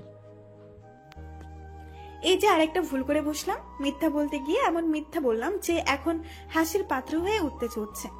আহারে, এই দুঃখ আমি কই রাখি। তারপর চলো ওদের হাসি ঠাট্টা। আমি লজ্জায় মাথা নুইয়ে রাখলাম, একটা কথাও বলতে পারলাম না। এরা আমাকে এমন ভাবে ঘিরে ধরে রাখলো, আমি আর পালানোর কোনো রাস্তাই খুঁজে পেলাম না। বিশেষ করে নীরা আর হিয়া তো চিপকু ঘামের মতো করে চিপকে রইল সারাটার সময়। বিয়ের ভারী বেনারসি আর গয়না পরে ওয়াশরুমে যাচ্ছি, তখন ওই হিয়া সন্দেহের চোখে বলল, ওয়াশরুমের ভেন্টিলেটর দিয়ে আবার পালাবি না তো? মানে কি ভাই, আমারে কি তোদের এতই বলদ মনে হয়? অবশেষে দুঃখ ভরাকান্ত্র মন নিয়ে বিয়ের পিড়িতে বসলাম। কাজে এসে যখন কবুল বলতে বলল, তখন ভাবছিলাম বলবো কি বলবো না। একদিকে বাবা মায়ের সম্মান, অন্যদিকে আমার সারাটা জীবন। ঠিক ওই সময় নীরা কানের কাছে ফিস ফিস করে বলল, সূর্য ভাই বলেছেন তুই কবুল না বললে উনি বরের আসর থেকে উঠে এসে তোকে একটা চড় মারবে। সূর্যের চামচা, সূর্যের শালি। রাগে দুঃখে গড়গড় করে বললাম, কবুল কবুল কবুল। ব্যাস, বিয়েটা হয়েই গেল। বাড়ির সাথে সূর্যের একটা চিলেকোঠার ঘর আছে, সেই ছোট্টবেলা থেকেই দেখে আসছি এই ঘরটাই সে থাকে। বাসার ভেতরে একটা রুম থাকলেও সে এই ঘরটাই অধিকাংশ সময় কাটায়, কিন্তু কোনোদিন এই ঘরটায় সে আমাকে ঢুকতে দেয়নি। ইগোস্টিক পাবলিক কিনা তাই। কিন্তু আজকে এই ঘরে সাজিয়েছে সে বাসর। বাসর? আজকে এই বাসর রাতে তোর অবস্থা আমি এমন করব না, তুই টেরটা পাবি। মৌরি কি চিস? মনে মনে শয়তানি হাসিতে দুধের গ্লাসটা বেড সাইড টেবিলের উপরে রাখলাম। আজকে হবে মজা। সূর্য ঘরে ঢুকলেন, হাতে একটা বাঁশের বেত। সেটা দেখেই আমি আটকে উঠলাম। সর্বনাশ, এই ছেলের হাতে এই জিনিস কেন? মারবে নাকি? শেষ পর্যন্ত বাসর রাতে বরের হাতে মায়ের। সারা জীবন কি কম পিটানো পিটাইছে, আজকেও মারবে? সকালেও তো থাপ্পড় দিল। মা গো মা, এই জন্যই বলছিলাম আমি বিয়ে করতাম না, কিন্তু কেউ আমার কথা শুনলো না। আজকে শিউরে উঠলাম। ভ্যাবলাকান্ত হাসি দিয়ে বললাম, সূর্য ভাই হাতে বেত নিয়েছেন কেন? নৈশ বিদ্যালয়ে পড়াতে গিয়েছিলেন নাকি? যাইনি, তবে যাব এখন। তোর ক্লাস নেব। বাসর রাতে কি স্বামী স্ত্রী ক্লাস নেই ভাই? এটা কোনো কথা? বাসর রাত? বাহ, ভূতের মুখে রাম রাম। ও সরি, পেতনির মুখে রাম রাম। ঘটনা কি রে? বলেই হঠাৎ কাছে এগিয়ে এলো। আমি ভয়ে পিছিয়ে গিয়ে বুকে থুতু ছিটালাম। ঢোক গিলে বললাম, এমন করে আগাচ্ছেন কেন? হ্যাঁ, সমস্যা কি আপনার? তেমন কিছু না, সমস্যা শুধু আমার বউকে নিয়ে। সে বিয়ের আসর থেকে পালিয়ে যাচ্ছিল কিনা। খাইছে আমারে এই পোলাই দেখি, সেই কথা এখনো মনে রাখছে। এখন তাহলে কি উপায়? ভীত মুখে তার দিকে তাকাতেই দেখলাম মুসকি মুসকি হাসছে। এই হাসির মানে আমি জানি, মানে হলো আমার কপালে দুঃখ আছে, বহুত দুঃখ। একটা ফিচেল হাসি দিয়ে বললাম, ইয়ে সূর্য ভাই, আসলে হয়েছে কি, তখন না আমি আগে ভাই ডাকা বন্ধ কর। বাঘের মতো গলা, যদিও আমি বাঘের গলায় কোনোদিন হুঙ্কার ছেড়ে কথা বলতে শুনিনি, তবুও এই গলাকে বাঘের কণ্ঠই বলা যায়। বুকে সাহস জুগিয়ে বললাম, ভাই ডাকবো না তো কি জান ডাকবো? ঠিক আছে, আপনি মাইন্ড না দিলে তাই ডাকবো। আসলে তখন না আমি মানে তখন শ্যাম্পু কিনতে গিয়েছিলাম। বুঝিনি তো, জীবনে একবার বিয়ে করব, চুলে শ্যাম্পু না দিলে হয়, তাই আর কি। তখন ভয়ে বলতে পারি নাই। তা শ্যাম্পু কিনতে রিক্সা চড়ে কই যাচ্ছিলি তুই? হ্যাঁ, কোন রেয়ার শ্যাম্পু ইউজ করিস তুই যে মোরের দোকানে সেটা পাওয়া যায় না? আমাকে সূর্য ভাই ঠিকই বলে, আই এম দা ডাফার। একটা মানানসই মিথ্যেও যদি বলতে পারতাম। উফ, দুঃখের ঠেলায় ভ্যা ভ্যা করে কেঁদে উঠলাম। আপনি আমাকে মারবেন সূর্য ভাই? বাসর রাতে বউ পিটাবেন? তারপর হঠাৎ কি যেন মনে হতেই বললাম, ঠিক আছে মারেন, সমস্যা নেই, বিয়ে তো হয়ে গেছে। তো কাল সকালে আমি কোতোয়ালি থানায় মামলা দিব, বলবো আপনি নারী নির্যাতন করেন, বউ পিটান। তখন যদি পুলিশ আপনায় কোমরে দড়ি বেঁধে থানায় না নিয়ে যায় তো? ভয় দেখাচ্ছিস? ভয় না, যা সত্যি তাই বলছি। মেরেই দেখেন না কেন? এতদিন মার কাছে বিচার দিয়েছি, লাভ হয়নি, এখন সরকারের কাছে বিচার দিব, দেখে নিয়েন। হর্ষের মতো তো প্যাক করিস না তো পাঁচফোড়ন। যা বলছি তাই কর, কান ধরে 100 বার অভ্যাস কর। নে ফটাফট শুরু কর। সূর্য ভাই করুণ সুরে ডাকলাম। ভাই ডাকা বন্ধ করতে বলেছি। কি করি করতে করতে হঠাৎ দুধের গ্লাসটার কথা মনে হলো। সুর বদলে রোমান্টিক মুড নিয়ে এক পা দুপা করে এগোলাম। সে ততক্ষণে বিছানার পায়ের উপরে পা তুলে বসে ফোন স্ক্রল করতে ব্যস্ত হয়ে গেছে। আমি এগিয়ে যেতেই বলল, কিরে শুরু কর। আমি পাত্তা দিলাম না, রোমান্টিক ভঙ্গিতে এগিয়ে এসে তার সামনে দাঁড়ালাম। সে ফোন রেখে ভ্রু কুঁচকিয়ে তাকালো। আমি কিছু না বলে পাঞ্জাবি কলারে আঁকিবুকি শুরু করলাম। দুষ্টু হেসে বললাম, আজকের রাতে কি কান ধরাটা মানায় বলেন তো? আজ রাতে তো। আজ রাতে কি করে? কি করে সেটা পরে বলছি, আগে এটা খান তো। বলেই টেবিল থেকে গ্লাসটা তুলে হাতে ধরিয়ে দিলাম। সে সন্দেহান চোখে চেয়ে বলল, এত সোহাগ? এটা এখানে সোহাগের কি দেখলেন আপনি? আমাকে এটা দিতে বলেছে দেখেই তো দিলাম। তাছাড়াও আপনি খুব ক্লান্ত, এই সময় এই দুধটা খেলে আপনার ভালো লাগবে। বিয়ের জন্য কত পরিশ্রম গেছে না। নিন ধরুন। কি দিয়েছে? আমার শাশুড়ি আম্মা। আম্মু দিয়েছে? তাহলে ঠিক আছে, খাওয়া যায়, কিন্তু তোর হাত দিয়ে তাহলে অসম্ভব। গ্লাসটাই ঠোঁট ছুঁয়েও শেষ পর্যন্ত খেলো না। হুট করে আমাকে টেনে ধরে বলল, আমি তো ক্লান্ত নই পাঁচফোড়ন, ক্লান্ত তো তুই। আফটার অল বিয়ের দিনে পালিয়েছিলি, আবার জোর করে ধরে এনেছি, শ্বাসগোজ করেছিস, যত ধকল সব তো তোর উপর দিয়ে গেছে। এই নে এটা তুই খা। বলেই আমার মুখ টেপে ধরে খাইয়ে দেওয়ার প্রয়াস চালালো। আমি সিটকে সরে গিয়ে বললাম, না আমি খাবো না, আপনি জানেন না আমি ওইসব খাই না। সে সন্দেহান চোখে তাকাতেই বললাম, না মানে আমার বমি পায়। আপনি খান না। আরে খা তো, একদিন খেলে কিচ্ছু হয় না। এদিকে আয়, কোলে বসিয়ে খাইয়ে দিচ্ছি, আয় আয়। এই না। আমি দূরে সরে যাওয়ার চেষ্টা করতে আমাকে হ্যাসকা টান দিয়ে ধরে ফেললো সে। হাত দুটো পেছনে মুড়ে ধরে বলল, আমি তো তোকে খাওয়াবোই পাঁচফোড়ন, হা কর তাড়াতাড়ি। খুব জোরে ধমকে উঠলো। আমি ভয়ে কেঁপে উঠলেও মুখ খুললাম না। সে কিছুক্ষণ চুপ করে থেকে বলল, বল কি মিশিয়েছিস সেখানে? একদম কথা ঘুরাবি না তাহলে। যা জামাল গোটা। কি? আমি চুপ করে রইলাম। সে ওর কিছুক্ষণ চুপ করে থেকে হঠাৎ ডেভিল স্মাইল দিয়ে বলল, আমি আগেই সন্দেহ করেছিলাম তুই যে ঠিক কেমন সেটা আমার চেয়ে ভালো আর কে জানে। হ্যাঁ, এখন এই দুধ তুই খাবি, তোকেই খাওয়াবো আমি। বলে আমাকে চেপে ধরে আমি আটকে উঠলাম। পড়েছি এখন মাইন কাজ চিপাই। বের তো হতেই পারছি না, উল্টো প্যাস লাগাচ্ছি বেশি বেশি করে। অসহায় গলায় বললাম, প্লিজ এবারের মতো ছেড়ে দিন। ওই জিনিস খেলে আজকে আর আমার ঘুম হবে না। বাথরুমে দৌড়াতে দৌড়াতে আমার ঘুম হারাম হয়ে যাবে। প্লিজ এবার মাফ করেন। আমি তো সেটাই চাই, লে হাকর। আমি সত্যিই খুব ক্লান্ত সূর্য ভাই, একটু ঘুমাতে চাচ্ছি। আজকের মতো ছেড়ে দিন প্লিজ। আমার সকরুণ চেহারা দেখে হয়তো মায়া হলো বটটার। গ্লাসটা রেখে দিয়ে বলল, ঠিক আছে ঘুমা। আমি কোনো কথা না বলেই ঘুমিয়ে পড়লাম। পরদিন সকালে খুব বেলা করে ঘুম থেকে উঠলাম। উঠে দেখি ঘরে সূর্য ভাই নেই। কিরকম খারাপের খারাপ, বিয়ে টিয়ে করছে, পরের দিন সকালে বউকে রেখে চলে গেছে। শালা বিয়ে করেছিস কোন দুঃখে, যদি বউকে সাথে করে বাড়ির সবার সামনে না যেতে পারিস। মনে মনে ফুসতে ফুসতে আগের শাড়িটা বদলে নতুন আরেকটা শাড়ি পরে নিলাম। মাথায় এক হাত লম্বা ঘোমটা টেনে নববধূ স্টাইলে লজ্জা লজ্জা ভাব করে নিচে গেলাম। এমন নয় যে আমি এই বাড়ি চিনি না, চিনি খুব ভালো করেই চিনি। বাড়ির প্রতিটা কোণা আমার চেনা, তবুও নতুন বউ বলে একটা কথা আছে না, তাই লাজুক লাজুক ভাব করে রান্নাঘরের দিকে এগিয়ে আন্টির গা ঘেঁষে দাঁড়ালাম। আশেপাশে সবার আমার পরিচিত, তাও একেবারে অপরিচিতদের মতো আড়ষ্ট হয়ে থাকলাম। আন্টি মানে সূর্য ভাইয়ের মা আমাকে আসতে দেখে বললেন, কি রে, তুই এখন রান্নাঘরে কি করছিস? না মানে এমনি। মায়ের বাড়ি থাকতে তো কোনোদিন রান্নাঘরের ধারে কাছেও যাসনি, বিয়ে হতে না হতে শ্বশুর বাড়ির রান্নাঘরে ঢুকছিস যে? শোন, আমার সাথে পাকামো করবি না। আগে তুই এবারের মেয়ে ছিলি, এখনও থাকবি। তাই চুপচাপ দাঁড়িয়ে না থেকে রুতবার কাছে যা, গল্প কর গে।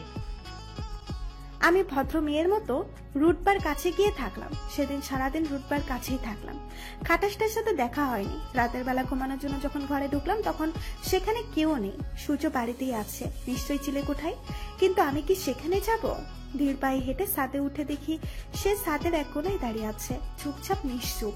আমি চুপি চুপি গিয়ে পেছনে দাঁড়ালাম, মজা করে বললাম, আপনার গার্লফ্রেন্ডের কথা মনে পড়ছে সূর্য ভাই? এখন বুঝি এই বিয়েটা করার জন্য আফসোস হচ্ছে? সে আমার দিকে করুণ চোখে তাকালো, হুট করেই আমার হাত টেনে ধরে বলল, ভালোবাসি মৌ পাখি, তোকে আমি খুব ভালোবাসি। কিন্তু তুই বুঝিস না কেন আমি তোকে বিরক্ত করি, কেন এত জ্বালাই, কেন এত রাগারাগি করি। সেসব কিচ্ছুই তুই জানিস না, কারণ তুই আমাকে বুঝিস না, বোঝার চেষ্টা করিস না। কিন্তু আজ থেকে তুই আমাকে বুঝবি আর আমাকে আমার মতোই ভালোবাসবি। শেষ কথাগুলো কেমন যেন জোর দিয়ে বলল। শুনেই হঠাৎ মেজাজ খারাপ হয়ে গেল আমার। খিটমিট করে বললাম, যদি তা না হয়? রাগে গসগস করতে করতে প্রশ্ন ছুড়লাম আমি। ভালোবাসা দেখাচ্ছে ঢং, যেন আমি কিচ্ছুটি বুঝি না। ওই বরটা যে চালাকি করে বিয়েটা করেছে ঠিকই আমি বুঝেছি। এই বিয়েটা করেছে সে আমাকে অত্যাচারের জন্য, সারা জীবন চালিয়েছে। আর বাকি জীবনটাও যেন চালাতে পারে, সেজন্যই এই বন্দোবস্ত। নয়তো অন্য জায়গায় বিয়ে হয়ে গেলে ব্যাটার অত্যাচার থেকে বেঁচে যাব না আমি? আর আমাকে না জ্বালালে এর পেটের ভাত হজম হবে? কখনো না। এইসব হচ্ছে ষড়যন্ত্র, গভীর ষড়যন্ত্র। বুঝি আমি, সব বুঝি। হবে তো অবশ্যই, আর না হয়ে বা যাবে কোথায়? বিয়ে যেহেতু করেছিস, ভালো তুই আমাকেই বাসবি।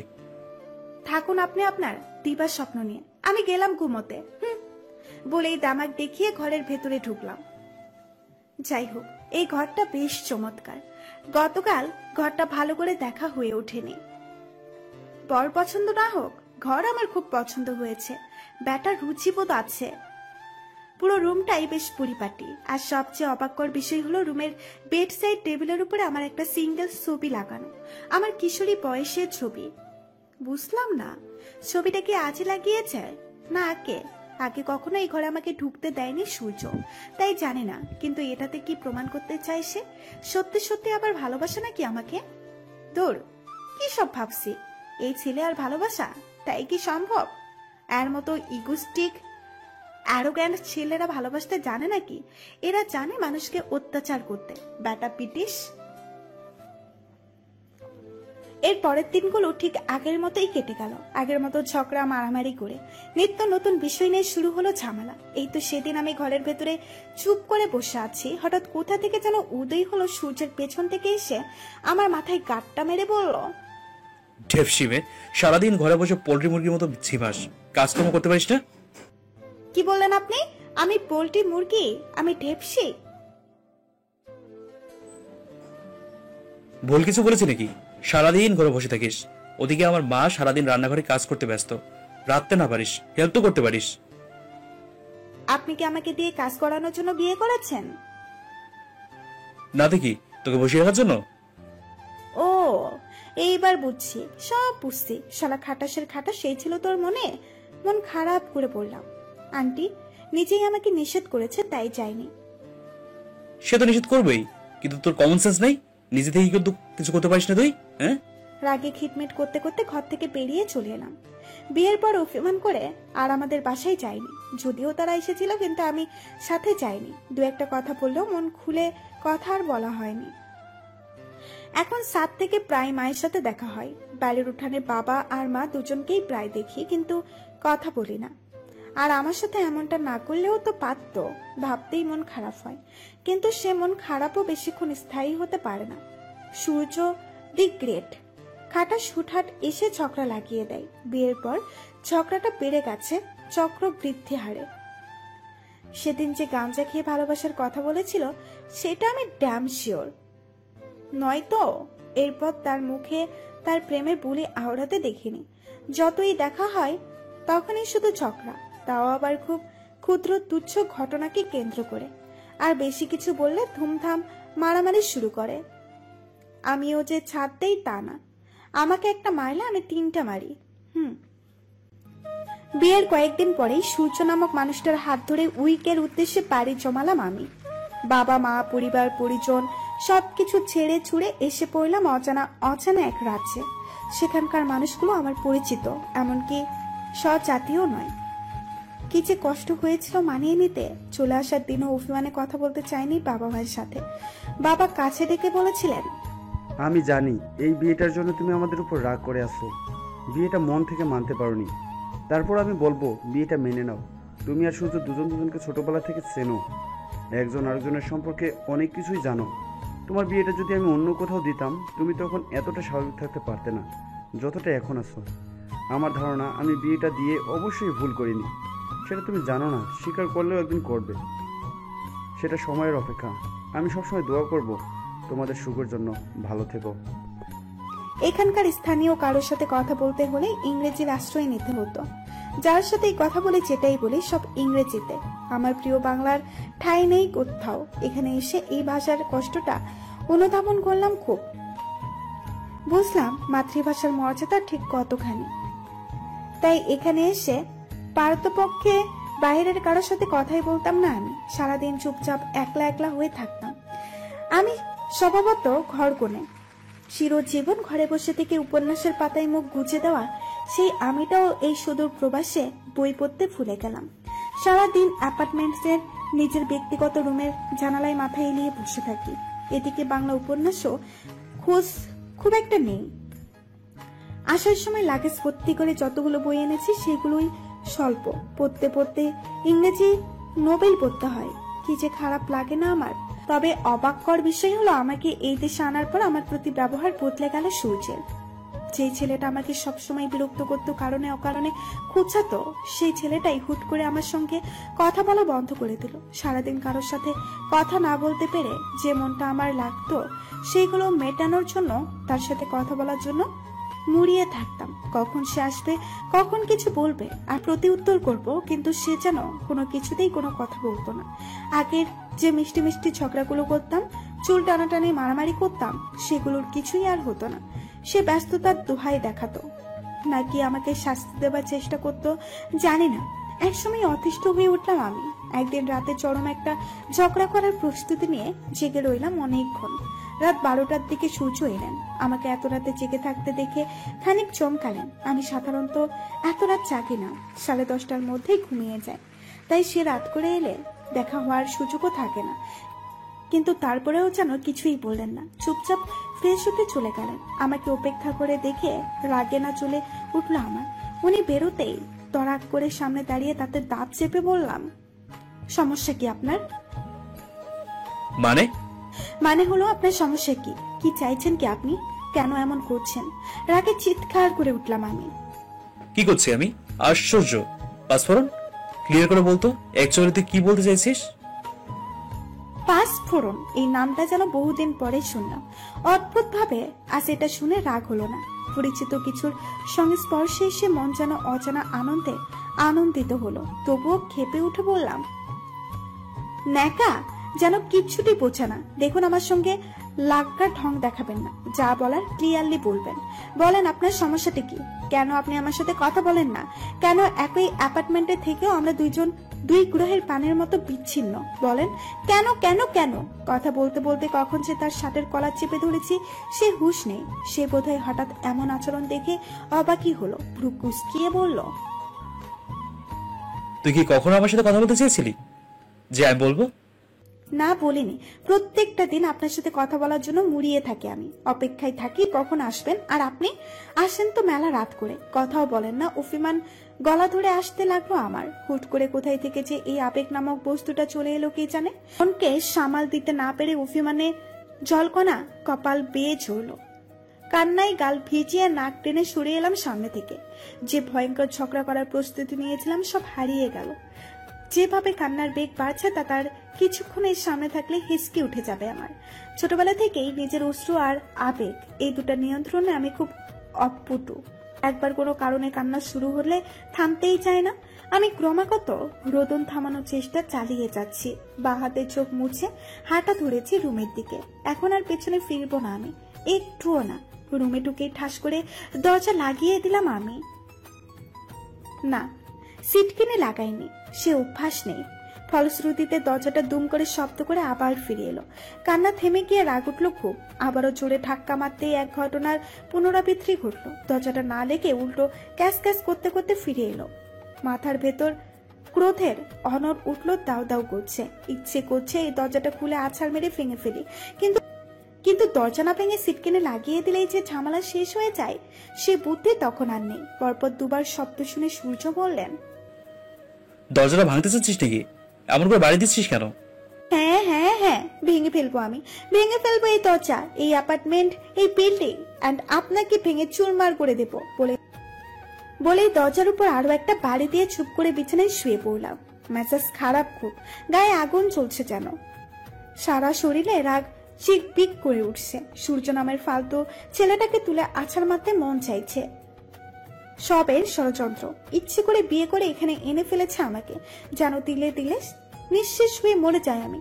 নিজে কথা বলবে না, আবার কথা বলতে চাইলে ঢং করবে।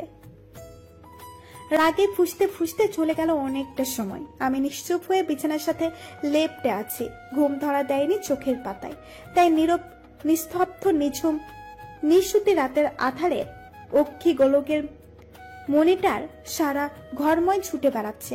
খানিকক্ষণ পরপর পাশ বদলাচ্ছে, তবুও অবস্থান পরিবর্তন নেই। একসময় ক্লান্ত হয়ে চোখ দুটো বন্ধ করলাম। চিত হয়ে শুয়ে মনে মনে নিবনাক্কি সংখ্যা নিয়ে ভাবতে শুরু করলাম। এটা একটা ঘুম আনার টেকনিক। মনে মনে কোনো সংখ্যা নিয়ে হিসাব কষতে শুরু করলে খুব দ্রুতই মস্তিষ্ক ক্লান্ত হয়ে আসে, অবসাদ নেমে আসে শরীরে, আর মানুষ ঘুমিয়ে পড়ে। আর সাথে একটু কাঁচা বলে ম্যাথ সংক্রান্ত যে কোনো কিছু ভাবলে আমার ঘুম পায়। কিন্তু আজকে আমার দ্বারা সেটাও সম্ভব হলো না। একের পর এক ট্রিক পাল্টাচ্ছি, এটা ছেড়ে ওটা, ওটা ছেড়ে আরেকটা, কিন্তু ঘুম ধরা দিচ্ছে না। হঠাৎ অনুভব করলাম অন্ধকারের ভেতরে নিঃশব্দে কে যেন ঘরে ঢুকছে আমার। এত রাতে ঘরে কে ঢুকতে পারে সেটা ভেবেই শিউরে উঠলাম আমি। এই দমবন্ধ ফ্ল্যাটে কখনো চোর জাতীয় লোকের অনুপ্রবেশ ঘটা সম্ভব নয়। আসলে সূর্য আসবেন, কিন্তু সে কখনোই এ ঘরে পা ফেলবে না, কারণ এই বাসা এভাবেই আমরা থাকি, দুইজন দুই দ্বীপের বাসিন্দা হয়ে। তাই তার রুমের আশেপাশে আমি যাই না, আর আমার রুমের আশেপাশে সে আসে না। তাহলে আজ হঠাৎ হুট করেই খুব ভয় পেয়ে গেলাম। মোটামুটি ভীরু স্বভাবের মেয়ে আমি, তাই এই মুহূর্তে এমনই যেন ভয়ে সিটিয়ে গেলাম। সূর্য ভাই এগিয়ে এসে আমার বিছানার কাছে হাঁটু মুড়ে বসলেন। তারপর বেশ কিছুক্ষণ কোনো সারা শব্দ পেলাম না, ভয়ে চুপ করে শুয়ে থাকলাম। সে কিছু না বলে হঠাৎ করে আমার খুব কাছে চলে এলো। হাতের আলতো ছোঁয়ায় ছুঁয়ে দিতে লাগলো আমার মুখশ্রী। খুব সংগোপনে একটা ঢোক গিলে ফেললাম। কি করতে চাইছে কি সে? হুট করে আরেকটা কাণ্ড করলো সে। মুখের কাছে মুখ নামিয়ে এনে টুক করে চুমু এঁকে দিল ললাটে। আমি এবার সত্যি কেঁপে উঠলাম। অন্ধকারে ব্যাপারটাকে তার দৃষ্টিগোচর হলো কিনা জানি না, তবে সে মুচকি হাসলো, বুঝতে পারলাম। হাসির মৃদু একটা শব্দ কানে এসে বাঁচলো আমার। সে আরো কিছুক্ষণ বসে থেকে আমার লম্বা লম্বা চুলগুলো নিয়ে এলোমেলো করতে লাগলো। চুল এনে মুখের উপরে দিয়ে আবার সরিয়ে নিয়ে শুরু করলো খেলা। এবার সত্যিই বিরক্ত হলাম। করছে গিয়ে সমস্যা কি? জিনটিন কিছু ধরছে নাকি? আজব। তুমুল বিরক্তি নিয়েই ঘুমিয়ে গেলাম। সে তারপর কখন ঘর থেকে চলে গেছে জানি না। সকালে ঘুম থেকে উঠে দেখি পুরো অ্যাপার্টমেন্ট ফাঁকা। সূর্য অনেক আগেই অফিসে চলে গেছে। এলোমেলো মন নিয়ে হেলতে দুলতে নাস্তা সারলাম। রুমে গিয়ে বসেছি, হঠাৎ কাল রাতের কথা মনে পড়লো। সূর্য কাল রাতে সত্যি সত্যি অদ্ভুত ব্যবহার করেছিল, যেটা সে আগে কখনো করেনি। কি যেন ভেবে বিছানা থেকে নামলাম। ধীর পায়ে হেঁটে তার ঘরের সামনে এলাম। দরজাটা আলতো করে বন্ধ করে রাখা। সে ঘরে না থাকলেও এটা এভাবেই থাকে। আমি কখনোই তার ঘরের আশেপাশে আসি না, ঢোকা তো দূর। আলতো হাতে দরজাটা খুলে ভেতরে ঢুকলাম। ঘরের ভেতরে পারফিউমের মিষ্টি গন্ধ মম করছে। স্বাভাবিকভাবে আমার মস্তিষ্কে একটা কথাই ঘুরলো, এই ছেলে কি গোসল করে না? এত পারফিউম ব্যবহার করে কেন? আজব, আমি মেয়ে হয়ে পারফিউম ইউজ করি না, আর সে? যত সব ঢং। পারফিউমের সৌরভে সুরভিত ঘরে বেশিক্ষণ থাকলে আমার পাগল পাগল লাগবে, মাতাল হয়ে যাব। বাপরে বাপ। বিছানার উপরে পড়ে আছে একটা ডায়েরি, বালিশের পাশে যত্নে রাখা। আমি কৌতূহলী হয়ে ডায়েরিটা হাতে নিলাম। কালো রঙের একটা ডায়েরি, কাভার পেজ উল্টাতেই ভেসে উঠল সূর্যের লেখা, তুমি আমার অব্যক্ত অনুভূতি মৌপাখি। নিচে তার সিগনেচার। আমি অবাক হয়ে পৃষ্ঠা উল্টালাম। একটার পর একটা পৃষ্ঠা, লেখায় লেখায় পূর্ণ সেসব। তুই তো জেদি কেন মৌপাখি? হ্যাঁ, এত জেদ আর এত রাগ কেন তোর? তোর এই রাগের যে সর্বনাশ, আমার সর্বনাশ হয়েছে জানিস তুই? হ্যাঁ, সে ছোট্টবেলা থেকে তোর এই রাগ আর জেদ দেখে দেখে আমি দুর্বল হয়ে পড়েছি তোর ওপর। তুই জানিস তোর অভ্যাস, তোর ঝগড়াটে আচরণ, প্রতিবাদী ভাবনা, রাগে লাল হওয়া মুখ, ঠোঁটের কোনো দুষ্টুমি হাসি, আনন্দে উচ্ছ্বসিত হওয়া চেহারা আমাকে কতটা টানে। তুই জানিস আমি কেন তোকে এত জ্বালাই, কেন এত চোখে চোখে রাখি? কারণ আমি তোকে ভালোবাসি। যখন বুঝতে শিখেছি ভালোবাসে কি, তখন থেকে আমি তোকে ভালোবাসি, কিন্তু কোনোদিন বলিনি। আমি চাইনি তোর অবুঝ বয়সেই তোকে আমার ভালোবাসার শিকল পরিয়ে বন্দি করে ফেলতে। তোকে ছেড়েছি তোর মতো করে, যেন কোনো ভুল না করে ফেলিস। তাই সব সময় তোকে নজরের জন্য রাখতাম। ভেবেছিলাম কোনো একটা সময় এসে তোকে আমার মনের কথা বলবো, কিন্তু আমার ভালোবাসার কথা জানানোর আগেই তুই বদলে গেলি, সম্পর্কগুলো বদলে গেল। তুই আগের থেকে বেশি রাগী, একগুঁয়ে আর জেদি হয়ে উঠলি, উচ্ছৃঙ্খল হয়ে উঠলি। তোকে শাসন করলাম, তুই শোষণ ভেবে নিয়ে দূরে সরে গেলি আমার। জানিস তখন তোর ওই অবহেলাটা আমার জন্য কতটা যন্ত্রণাময় হয়ে উঠেছিল? হ্যাঁ, কতটা পোড়াতো তোর ঘৃণাটা। আমি জানতাম তোর দোষ ছিল না, কিন্তু তোকে ভালোবাসতাম বলে তোর দ্বারা কোনো ভুল হয়ে যাক সেটা চাইনি। মিথ্যে বলে আটকে ফেলেছিলাম তোকে। সময় বদলালো, সম্পর্কটা আগের মতো হয়ে উঠলো। আমি নিজেকে প্রস্তুত করতে লাগলাম তোকে ভালোবাসার কথা জানিয়ে দেওয়ার জন্য। সারপ্রাইজ প্ল্যানিং করলাম, কিন্তু মাঝখান থেকে কোত্থেকে যেন উদয় হলো অর্ণবের। সেদিন তোর ভার্সিটিতে যেতেই কানে আসলো তোদের প্রেম কাহিনী। রাগের শরীরটা চলে উঠলো আমার। আমার ভালোবাসা কেন আমার না হয় অন্য কারো হবে? হ্যাঁ, তোকে ডেকে সাবধান করলাম, অর্ণবকে বেনামে চিঠি দিলাম, তোরা যেন পাত্তাই দিলি না। রাগে রাগে আরো বেশি খেপে গেলাম আমি। সেদিন হকি স্টিক নিয়ে গেছিলাম অর্ণবকে সামান্য ভয় দেখাতে। বেটার সাহস বোধ একটু বেশি ছিল, তোর মতোই ঘাটতেরা জাতের। সোজা কথার উল্টো মিনিং করলো। খেপে টেপে গিয়ে দিলাম ঠ্যাগের উপর একটা বাড়ি। কে জানতো তাতে ওর পা ভেঙে যাবে? পা তো ভাঙলো, সাথে সাথে ছেলের সাহসও হারিয়ে গেল। ভয়ে সিটিয়ে গিয়ে বললো, সরি ভাই, মাফ করে দেন। সরি ভাই, মাফ করে দেন। তখন ওর মুখ দেখে যে কি হাসি পেয়েছিল আমার। যে ছেলে একটু আগে এত বড় বড় কথা বললো, তোকে কখনোই ছাড়বে না বললো, সে ছেলে শুধু হকি স্টিকের একটা বাড়ি, জাস্ট একটা বাড়ি খেয়ে পোল্ট্রি খেলো। ফাস্টফোরন, তুই আমাকে পোল্ট্রিবাজ বলিস, কিন্তু তোর সেই প্রেমিক পুরুষ যে কিনা পোল্ট্রিবাজ, সেটা আমি বুঝেছিলাম। এরপর ভাবলাম তোকে একটা শিক্ষা দেওয়া দরকার, কিন্তু কিভাবে করব ভেবে পেলাম না। এর মধ্যে বাড়িতে তুই বিয়ের বায়না লাগিয়ে দিয়েছিস। একে তোর ওপর মেজাজ খারাপ, তার উপর তখন আমি কি করতাম বলতো? তাই রাগে জেদে বিয়েটাই করে ফেললাম। আমার বাড়ি সহ তোর বাড়ির সবাইকে বললাম আমরা প্রেম করছি। আমাদের বাসায় এই নিয়ে কোনো কথা হলো না, সবাই বিশ্বাস করে নিল। কিন্তু বিশ্বাস করলো না আন্টি। আমি তাকে যতটা বোকা ভেবেছিলাম সে কিন্তু আদৌ বোকা নয়। সবসময় তোর নামে নালিশ করলে সে নির্দ্বিধায় সব বিশ্বাস করতো, কিন্তু এখানে এসেই করলো না। আন্টি ঠিক বুঝেছিল আমার মিথ্যেটা। আমাকে একলাটিকে জিজ্ঞেস করেছিল ঘটনা, আমি বাধ্য হয়ে সবটা স্বীকার করেছি, সাথে একটা মিথ্যেও বলেছি। অর্ণব নামে একটা বাজে ছেলের সাথে তোর দীর্ঘদিনের রিলেশন। তোর যদি এখনই বিয়ে না দেয় তাহলে বড় রকমের অঘটন ঘটিয়ে ফেলতে পারিস। শত হোক মেয়ের মা বলে কথা, যতই বুদ্ধিমতী হোক। আন্টিও এই ব্যাপারটায় ভয়ে শঙ্কিত ছিল, তাই আর কথা বাড়াননি। আমার সাথে তোর বিয়েটা হয়ে গেল। আমি জানি তুই আমাকে ভালোবাসিস, তুই আমাকে না বললেও আমি জানি। অথচ তুই ভাঙবি তবু মস্কাবি না। তোর মুখ থেকে ভালোবাসার কথা শুনবো বলে তোকে এতদিন ধরে এমন ঘরবন্দি করে রেখেছিলাম, আটকে রেখেছিলাম আমার কাছে। ইচ্ছে করে তোর সাথে কথা বলিনি, কষ্ট দিয়েছি। ভেবেছিলাম তাতে অন্তত তোর পরিবর্তন হবে, স্বেচ্ছায় কাছে আসবি তুই। অথচ তুই একা একা থেকেছিস, গুমড়ে গুমড়ে থেকেছিস, কিন্তু তবুও এই আমার কাছে আসিসনি। আজ এতদিন পর যখন সেই পুরনো রূপে ফিরে গেলি, আমি ভাবলাম আমার এতদিনের সাধনা বোধহয় সত্যি হলো। বরাবরের মতো এবারও আমি ব্যর্থ। আমি জানি আমি খুব খারাপ, মৌ পাখি, খুবই খারাপ। সেজন্য তুই আমাকে সহ্য করতে পারিস না, কিন্তু তারপরও তুই আমাকে ভালোবাসিস, তাই না? তাহলে কি ক্ষতি হয় সেই কথাটা মুখে স্বীকার করলে? কি হয় তোর একটু নরম হলে? কি হয় আমাকে একটু ভালোবাসলে? কি আমার ক্ষতি হয় তোর? যদি ভালোবাসা পাই আবার শুধরে নেব জীবনের ভুলগুলি। যদি ভালোবাসা পাই ব্যাপক দীর্ঘ পথে তুলে নেব ঝোলাঝুলি। যদি ভালোবাসা পাই শীতের রাতের শেষে মখমল দিন পাবো। যদি ভালোবাসা পাই পাহাড় ডিঙাবো, সমুদ্র সাঁতরাবো। যদি ভালোবাসা পাই আমার আকাশ হবে দ্রুত শরতে নীল। যদি ভালোবাসা পাই জীবনে আমিও পাবো মধ্য অন্তমিল। যদি ভালোবাসা পাই আবার শুধরে নেব জীবনের ভুলগুলি। যদি ভালোবাসা পাই শিল্প দীর্ঘ পথে বয়ে যাব কথাগুলি। ডায়েরিটা পড়ে থমকে গেলাম। এসব কি লিখেছে সে? এসব আসলেই সত্যি? সূর্য সত্যি সত্যি আমাকে ভালোবাসে?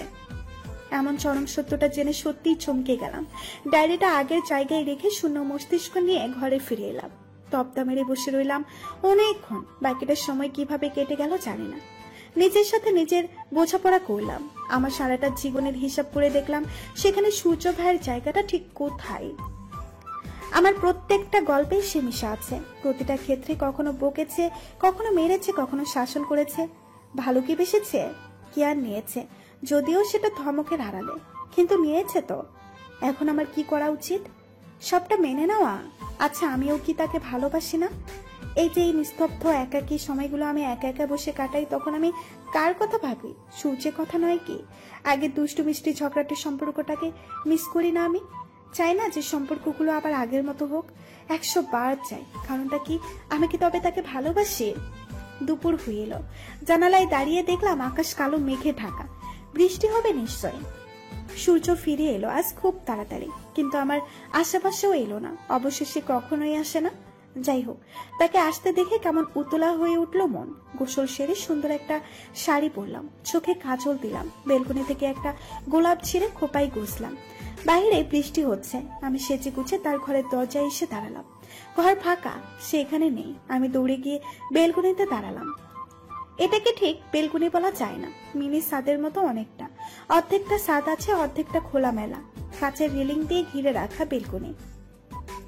এক সাইডে কয়েকটা ট্রেড স্ক্যান্টিয়া, ওয়াক্স বেগুনিয়া, নীল রঙের মর্নিং গ্লোরি গাছ লাগানো। খুব সুন্দর গোছানো একটা বেলকনি। মানুষটার মতোই পরিপাটি, নির্মল, সুন্দর।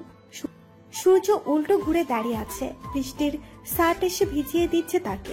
সে নিশ্চুপ নিশ্চল হয়ে দাঁড়িয়ে আছে। দৃষ্টি তার আকাশ পানে, হাত দুটো প্রসারিত করে বেলকনির রেলিং এ রাখা। আমি ছুটে গিয়ে পেছন থেকে জড়িয়ে ধরলাম তাকে। সে অবাক হলো, চমকালো। আমি পাত্তা দিলাম না। দুহাতে তার বলিষ্ঠ শরীরটা আঁকড়ে ধরে পিঠে মুখ গুছিয়ে দিয়ে বললাম, ভালোবাসি। সূর্য এক শটকায় পিছনে ফিরে তাকালো। আমার দিকে তাকাতেই নিজের অজান্তেই চোখের কোণা দিয়ে বয়ে গেল অশ্রুজল। সে অবিশ্বাসে অস্পষ্ট স্বরে বলল, কি বলি? ভালোবাসি। বলেই ফুপিয়ে কেঁদে উঠলাম। জানি না কেন কাঁদছি, তবুও কাঁদতে ভালো লাগছে। সে খানিকক্ষণ নিস্তব্ধ থেকে হঠাৎই জড়িয়ে ধরলো আমায়। কারো আদরে ছোঁয়া পেয়ে আরো বেশি আহ্লাদে কান্না পেল আমার। হাউ মাউ করে কেঁদে উঠে বললাম, আপনি মহা পোল্ট্রি বাস সূর্য ভাই, মহা পোল্ট্রি বাস। অসভ্য, অত্যাচারী ব্রিটিশ আপনি। আপনি জেনে বুঝে এতদিন ধরে আমাকে কষ্ট দিয়েছেন। আপনার নামে আমি মামলা দেব, জেলে দেব আপনাকে। আমার কঠিন হুঁশিয়ারি শুনে সে হাসলো। হেসে আমার নাক টেনে দিয়ে বলল, ঠিক আছে, দিস, আপত্তি নেই। তবে জেলে পাঠালে বরের সাথে তোর বউকেও পাঠিয়ে দেওয়ার ব্যবস্থা করিস, নয়তো বউ পাগলা বর আবার বউয়ের টানে হাজত থেকে পালাবে। বলেই হাসতে লাগলো সে। আমি লাজুক হেসে তার বুকের উপরে মাথা এলিয়ে দিলাম। বৃষ্টির সাথে ভিজে যাচ্ছে দুইজনে, সে খেয়াল নেই। মৃদু গলায় বললাম, আপনি সত্যি আমায় ভালোবাসেন? জানি না, হয়তো হ্যাঁ। কেন বাসেন? তুমিময় গল্পগুলোতে তুমিকে ভালো না বাসলে সেটা গল্প হয় না। আমার গল্পটা যে পুরোটাই তুমিময়। তুমিময় আসক্তি, তুমিময় ঝগড়া, তুমিময় ভালোবাসা, তুমিময় প্রেম। গল্পটাই যখন তুমিময়, তখন সে তুমিকে ভালো না বেসে থাকা যায়। তাই আমি এই তুমিকে ভালোবাসি। প্রেমিকের কাব্যিক কথা আমার কোনো কালেই ভালো লাগতো না, কিন্তু আজ লাগলো। ভয়ঙ্কর ভাবে মন ছুঁয়ে গেল তার কথা। মুগ্ধ হয়ে তাকিয়ে রইল। কারণটা অবশ্য জানা নেই। সম্ভবত প্রেমের হাওয়া লাগলে সবারই এমন হয়। এমন মুগ্ধময় পরিস্থিতিতে একটা ভয়ঙ্কর কাণ্ড করে বসলাম। টুপ করে চুমু খেয়ে বসলাম তার গালে। সে স্তম্ভিত চাহনিতে কিছুক্ষণ তাকিয়ে রইল আমার দিকে। তারপর ভ্রু কুঁচকিয়ে বলল, তুই আজকেও ব্রাশ করিসনি ভাস্করন? ছি, হাউ নোংরা। আমি চমকালাম। এই রোমান্টিক ওয়েদারে, এই রোমান্টিক মুডে, টাইমেও কেউ এমন কথা বলতে পারে? আমি জানতাম না।